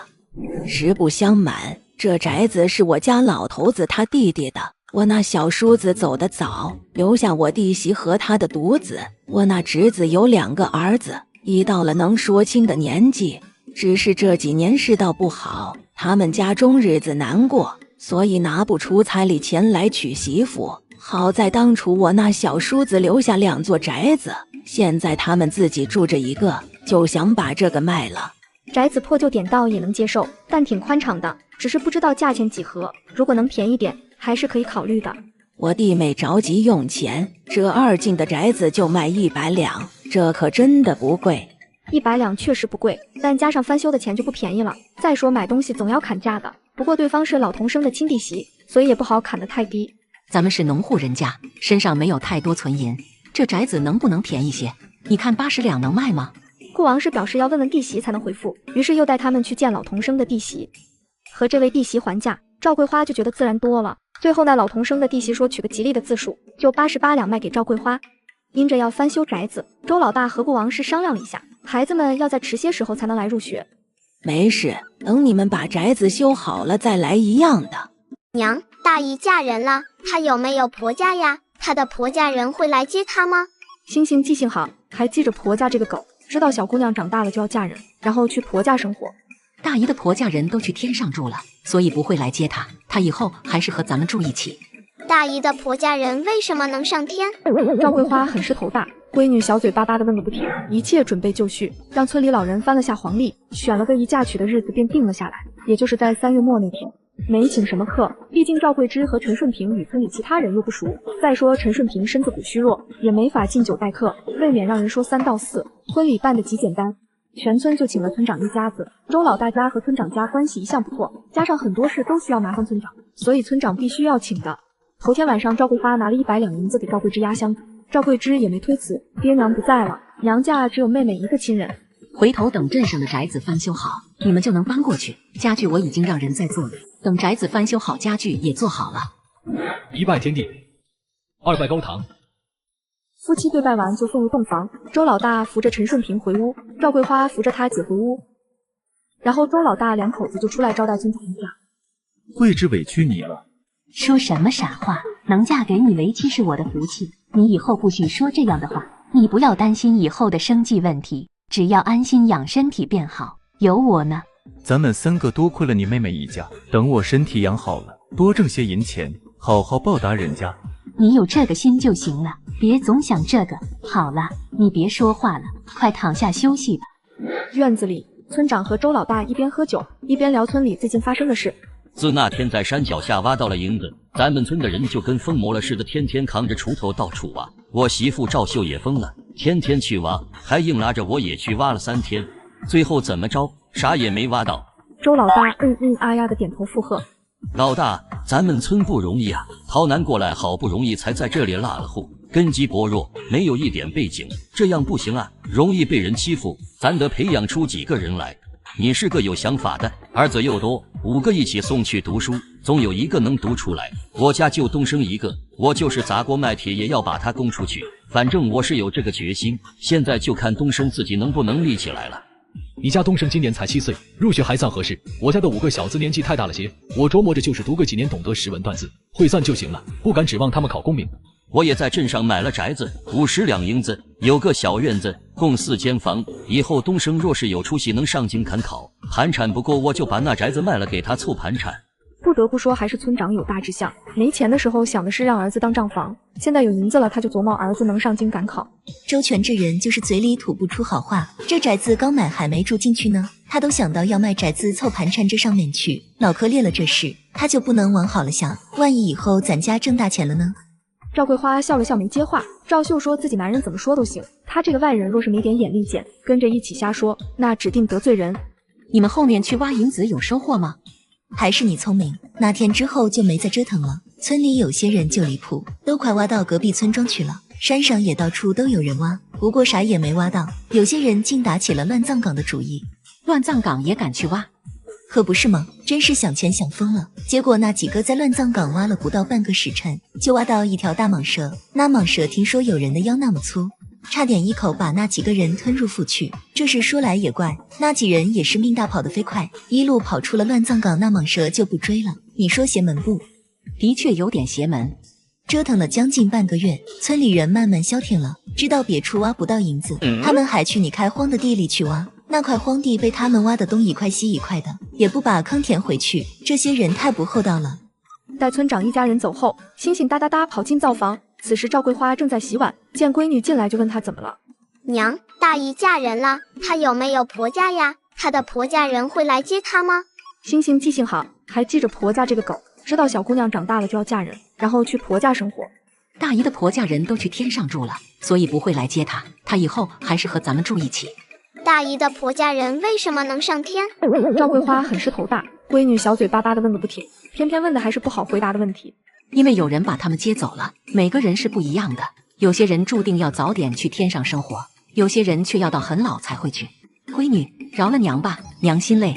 星星似懂非懂，还想再问，不过看见娘亲拧着眉，很是苦恼的样子，想着可能是今天起太早，忙累了，所以星星决定先不烦娘亲了，等明天娘亲休息好了再继续问。最近几天，周老家那几个人又过来闹。周老大，你们挖到那么多银子，赶紧拿出1半来补贴二老。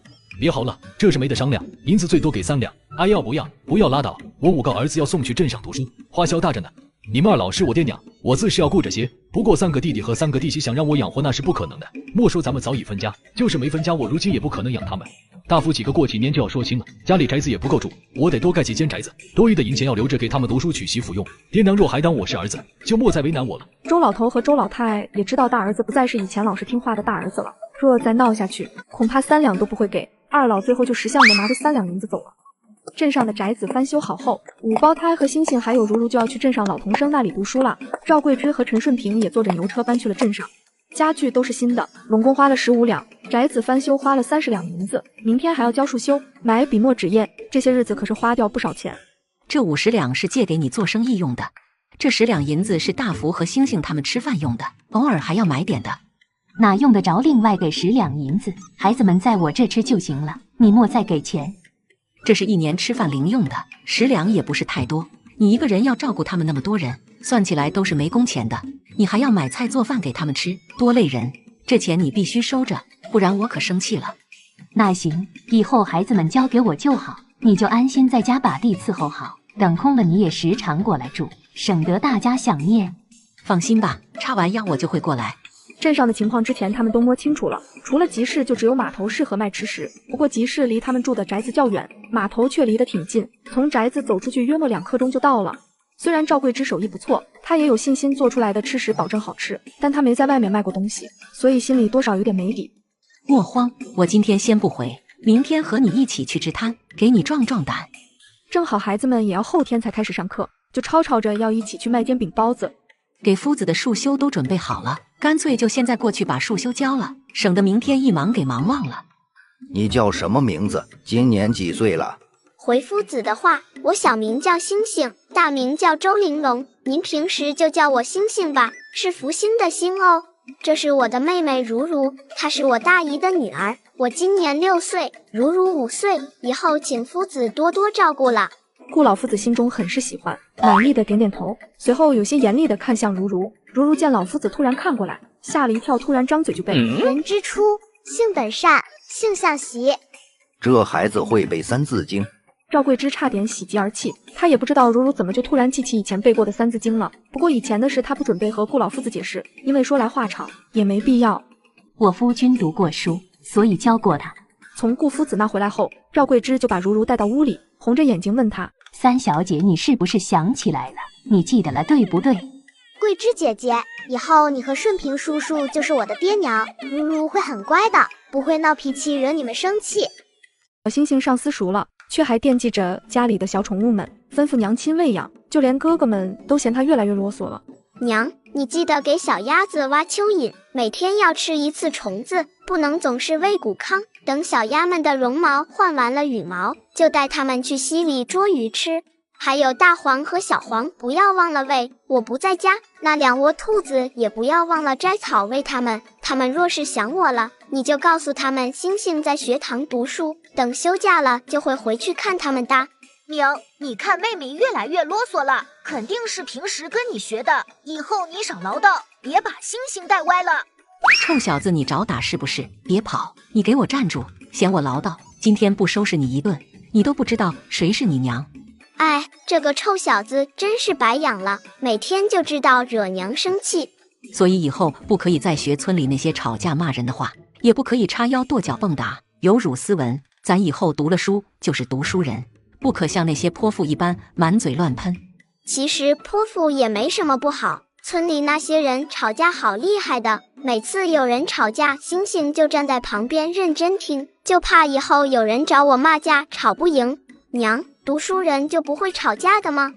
是人都会吵架的吧？不过读书人擅长写文章，还会作诗。读书人骂人是不带脏字的，那可有水平了。若是没读过书被文人骂了，咱都听不懂。所以星星一定要好好读书，争取以后骂人不带脏字。原来读书就是为了以后骂人可以不带脏字，还让人听不懂骂了啥吗？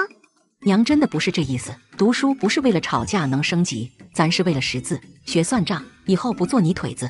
最后星星似懂非懂，不过他表示一定会好好读书的，会把娘说的话记在心里，做个乖宝宝。翌日吃过早饭，一群人就开始准备中午要卖的吃食。板车放2个炉子，一个摊煎饭，一个蒸包子，东西准备齐全，面和好了就出发去码头。接近50块饭点的时候，渐渐有脚夫和一些客人过来买吃的，不过大多都是去另外2个摊子。赵桂枝这边冷清清的，没啥人。这样下去可不行，都没人过来买。大姨娘，咱们的煎饼和包子2文钱一个，不是吗？对，煎饼如果要加蛋或肉就要加1文，菜包子2文，肉包3文。你大姨手艺好，做的煎饼和包子都比别人做的好吃，可是为啥没人过来买呢？或许人家卖熟了，都是老顾客吧。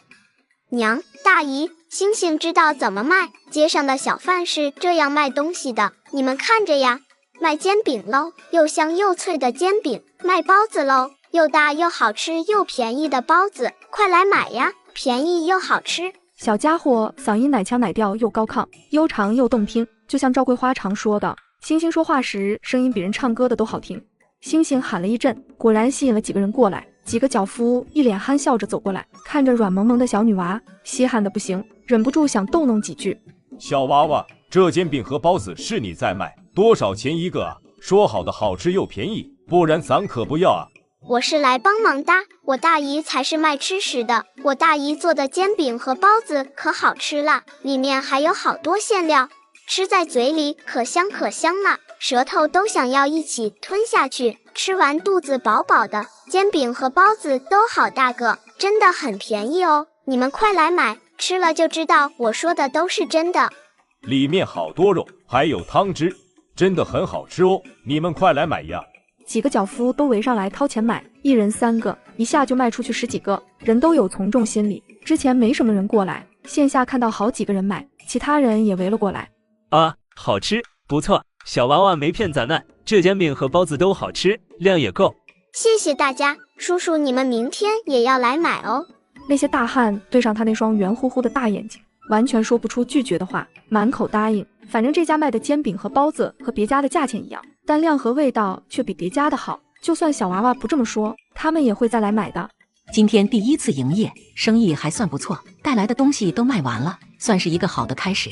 回到家，赵桂花和赵桂枝坐在堂屋一起数钱，收的全是铜钱，拢共卖了260文，除去买面粉、油、猪肉、青菜的100文，净赚160文，赚的不少啊，比外面扛麻袋挣的还多。现在码头还未完全恢复运输，过些日子不出意外的话，人流会越来越大，生意也更好做。今天我们这么多人帮忙，也是手忙脚乱的，明天你一个人能行吗？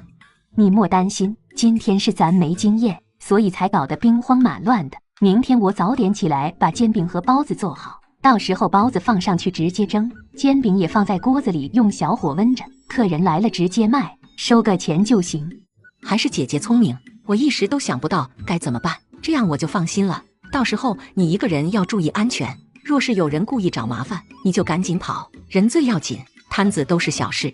我知道，我比你还大1岁呢，你以前还总算我比你能干，我能应付的，大不了我每天在板车里放一把菜刀，谁敢找我麻烦，我就砍谁。日头逐渐西斜，赵桂花也不耽搁了，她得赶着牛车回村，明天起就要开始插秧、种番薯什么的，地里活很多。星星学得很快，3字经、夫子教一遍他就会背了，千字文、百家姓好像也会背，不过他没说，因为他也纳闷，他啥时候学过这些呢？周星星，你把刚才夫子讲的内容再复述一遍。顾夫子盯着星星很久了，这丫头一堂课都在神游天外，根本没认真听他讲课。但是星星站起来后，一字无误地把他刚才讲的内容说了一遍，这就很迷。看着没听课的人，却记住了夫子讲课的内容；看着像在认真的听课的，却啥也没听进去。比如周二福和周四福这2臭小子，每天不是昏昏欲睡，就突然坐得笔直，似乎听得很认真。但夫子每次让他们起来回答问题，他们啥也答不出来。转眼1个月过去，星星7人终于放了3天假。周老大和赵桂花把地里该种的也都种下去了。这天赶着牛车来镇上接孩子们回家。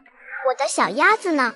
小鸭子现在已经长成大鸭子了。早上娘把鸭子赶到溪边去玩水捉鱼吃，太阳快落山了，若鸭子还没回来，咱就得去赶回来。大黄和小黄也长大好多，他们还认得我呢。娘，我要去赶鸭子。大福、三福，你们俩拿着长竹竿去溪边，和妹妹一起把鸭子赶回来。我的毛茸茸的小黄鸭不见了，怎么变成白色的大鸭子了？没以前漂亮了。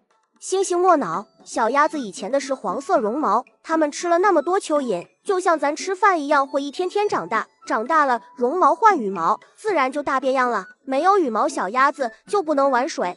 可是星星吃了很久的饭，吃了1年的饭都没长大。哥哥，你们也吃了很多饭都没大变样。小鸭子来咱家没多久就长这么大了，为什么呀？妹妹怎么这么多问题，真让人头秃，不知道要怎么回答，又不能随便敷衍，这丫头没那么容易糊弄。人和家禽是不一样的，小娃娃生出来要好久才能学会走路呢。那家禽和牲口一出生就会走路，咱不能和家禽牲口比，知道不？星星不是爱吃蛋羹吗？小鸭子长大了就会下蛋，到时候星星就可以每天吃蛋羹。原来鸭子要下蛋了呀，太好了！丫丫，你们明天早上要下蛋哦，星星要吃鸭蛋羹。5个福哥都松了口气，妹妹总算不哭了。不过娘说鸭子还没开始下蛋呢，明天若是星星去鸭窝捡不到鸭蛋，估计又要哭了。要不干脆去村里谁家买几个鸭蛋回来应付一下。小丫头每次跟鸭们唠完嗑，第2天鸭儿下的蛋准能堆积如山高。不仅如此，就连鸡儿们也跟着疯狂下蛋。干啥呢？鬼头鬼脑的，都正常点，别一天天就学的不3不4。爹，你小点声，别让妹妹听见。嘿，臭小子还敢瞪你老子，找抽呢？爹，你消停点，咱哥几个有正事。你看这是啥？这不是鸭蛋吗？家里小母鸡前些天已经开下蛋了，你们咋还费钱去买鸭蛋？这鸭蛋是买来哄妹妹的。刚才咱们去赶鸭子，咱们担心明哥起来，星星跑鸭窝去捡鸭蛋，到时候一个鸭蛋都找不到，他肯定得气哭。你们还有2天的假，那不是要放2天的蛋？5个福哥点点头，幸好只有3天假，今天镇上单给1天，还有2天时间在家，等回了镇上就不用再操心这鸭蛋的事了。娘，你给星星一个小篮子，鸭子下了好多蛋，要用篮子装。儿子们只买了4个鸭蛋回来，算好了每天放2个，一只手1个不就拿出来了吗？怎么还要篮子装呢？赵桂花虽心中不解，不过想到星星还小，可能是怕蛋拿在手里不小被打烂了，所以拿个篮子装。娘，你看，好多鸭蛋，有5个哎。赵桂花也甚是惊讶，还真是多了3个出来。可那鸭子拢共才养了不到3个蛹，怎地这么般快就开始下蛋了？按理鸭子至少要养3个月以上才会开始下蛋的。鸭蛋没有鸡蛋补，咱蒸蛋羹还是用鸡蛋蒸哈。刚才听到母鸡咯咯咯了，娘去把鸡蛋捡过来。娘，你忙着，星星去捡鸡蛋。1、2、3、4、5，哇，又有5个鸡蛋可以吃，你们真棒棒！明天记得也要下蛋哦。星星最喜欢吃蛋羹啦，待会得了空，星星就去挖蚯蚓喂你们。星星捡完蛋，和5只母鸡唠了一会儿嗑才出来。不过他吃完饭并没有去挖蚯蚓，他跟着爹娘和5个福哥上山去了。星星啊，能不能告诉二哥哪里有蛇啊、竹鼠啊什么的能挖？挖了晚上咱可以炖肉吃。我知道了，咱们去挖好东西。周二福最积极，在星星的指引下一路领先，众人紧跟其后。只是当大家看到眼前的一丛藤苗后，都傻眼了。这就是所谓的宝贝，还是某种值钱的药材？不是药材，是会结大瓜瓜、大瓜瓜的藤。咱们赶紧挖回去，种在菜园子里，以后就有大瓜瓜吃了。还愣着做啥？2福4福，你们不是想挖吗？赶紧挖呀！成天就想让星星带上山来挖宝，现在星星找到宝了，还不快挖？这边是深山边缘，待久了不安全，若是让猛兽闻到气味，可能会追过来，咱们赶紧离开。星星啊，除了刚才挖的宝贝，还看见别的宝贝没有？比如野猪，家里的猪油都快吃完了，若是要买油吃，那炒菜只能滴1筷子油，油星都闻不到。2福，你给我闭嘴，把星星抱过来，我背着，不用你。周二福老老实实把妹妹递给他娘，不敢再作怪。其实他娘误会他了，他不是想挖金子银子这些，他就是馋，想吃肉。别惦记野猪了，哪天赶集了去镇上抓2只小猪仔回来养，到时候咱家就能杀猪肉吃。有大野猪在那呢，在拱草呢。这可把周二福和周4福高兴坏了，闻言就要冲过去。回来，瞎跑啥？就算真的要打，也得商量出个办法来，不可莽撞，不要命了你们。打，你有什么好法子？我能有啥法子？这不是让你们商量吗？若是想不出法子，就麻溜的滚回家。那必须有法子。周二福很想问星星杂草丛中总共有几头野猪，不过想到每次星星预知的只是个大概，想着问他估摸着也问不出答案来，还是自己想办法更靠谱。他环顾了一下四周，灵机一动就跳上树干上观察。2福，你要干啥？打，你小点声，别把野猪惊走了。我爬上去看看那里面拢共有几头野猪，看明白了才好动手。我看到了，只有1头。咱这样，当家的你说句话，这5个臭小子翅膀硬了，我都叫不动他们了。媳妇，你带着星星藏好，我觉得凭咱爷几个应该能行。行什么行？大福他们才10岁，你这做老子的心可真大，敢让他们去冒险，一个个脑子被门夹了。娘，你莫生气，星星知道前面有个大坑，好深的坑，让哥哥们把野猪赶到坑里去，就能捉住野猪了。星星陷阱在哪里？就在野猪前面的杂草丛下面，就是开了几朵小野花的那边，坑里长满了野草野花，把坑盖住了。我看了，星星说的那长了野花的草丛距离野猪不到5米，只要咱把它往前赶，它就能掉坑里去。在场所有人没有一个人怀疑星星说的话，近乎盲目的相信他的超能力。快砸石头！突然，砰砰砰砰，野猪全掉进大坑里了。快！大家别傻愣着了，快把野猪敲晕，抬回家。对，赶紧回去，这里不能再待，你们速度点。我倒是想快，但这300多斤的野猪哪那么容易抬得起来？我和4福能抬得动，让我俩抬就行了。不行，你们俩还小，身体没长好呢，这么重压下去，把骨头压坏了，以后就成小矮子了。这么多人一起换着抬。最后把野猪4条腿绑紧，左右两边分别绑紧了2木棍，然后周老大和周4福抬一边，周2福和周大福抬一边，周5福和周3福断后，顺便替换顶不住的人。我的蔓藤还在山上，娘要把蔓藤拿回来，不然就没有瓜吃了。那什么，当家的你带着4福和2福再上一趟山，把那瓜腕给找回来。好了，爹和2哥4哥去帮你找瓜腕了，星星莫急呀。呱呱很重要的，以后你们就会知道呱呱有多重要。是，大瓜很重要，咱都等着吃大瓜呢。我去烧水，大福啊，你们几个歇好了，就赶紧把猪杀了，别放臭了。娘，你莫催，现在天气还凉着呢，就是明天早上再杀也不见得会臭掉。大福，你去喊村长过来，就跟他说咱们家打到野猪了，让他过来搭把手。不过你小声点，莫让别人听见。村长一个人估计不行，让他多找几个人过来。好家伙，这得有400斤重了吧？老大真行啊，怎么把这大家伙弄回来的？我们兄弟5个还有爹一起抬回来的。行了，你们5个小子越发能干了。都来了呀，水就快烧好了，你们把工具都准备好了，水马上就能提出来。你爹呢？今天是园区挖竹笋的，没想到碰到野猪，打了野猪，为了把它回来，就把竹笋落山上了。我爹带着2弟和4弟又回山上去拿了。这小丫头过了1年，长高了不少，不过还是当初捡回来时那般圆乎乎、白白胖胖的，讨喜得很。我怎么觉着自从这丫头到了老大家后，老大一家子都胖了不少，这日子似乎也越过越好。原来不是我一个人这么觉得，周老大先是养了2窝兔子，后来又买牛车，又养鸡养鸭，一下子好像啥都有了。之前开荒的时候，也是他们家挖到最多银子，300两啊，咱一辈子都不一定能存到这么多钱。星星啊，你在你爹娘家住了快1年了，想不想换一家住住看？我家院子不比你家的小，也养了鸡和鸭子，我家也有5个臭小子，可以给你当哥哥。怎么样，想不想去我家住几天？我才不要去你家，你都知道我有爹娘了，还想来诓我，星星才不上你的当，你诓人是不对的，诓小孩的就是拍花子，拍花子被人抓到是会被打死的。等2哥和4哥回来，我就让他们捶死你。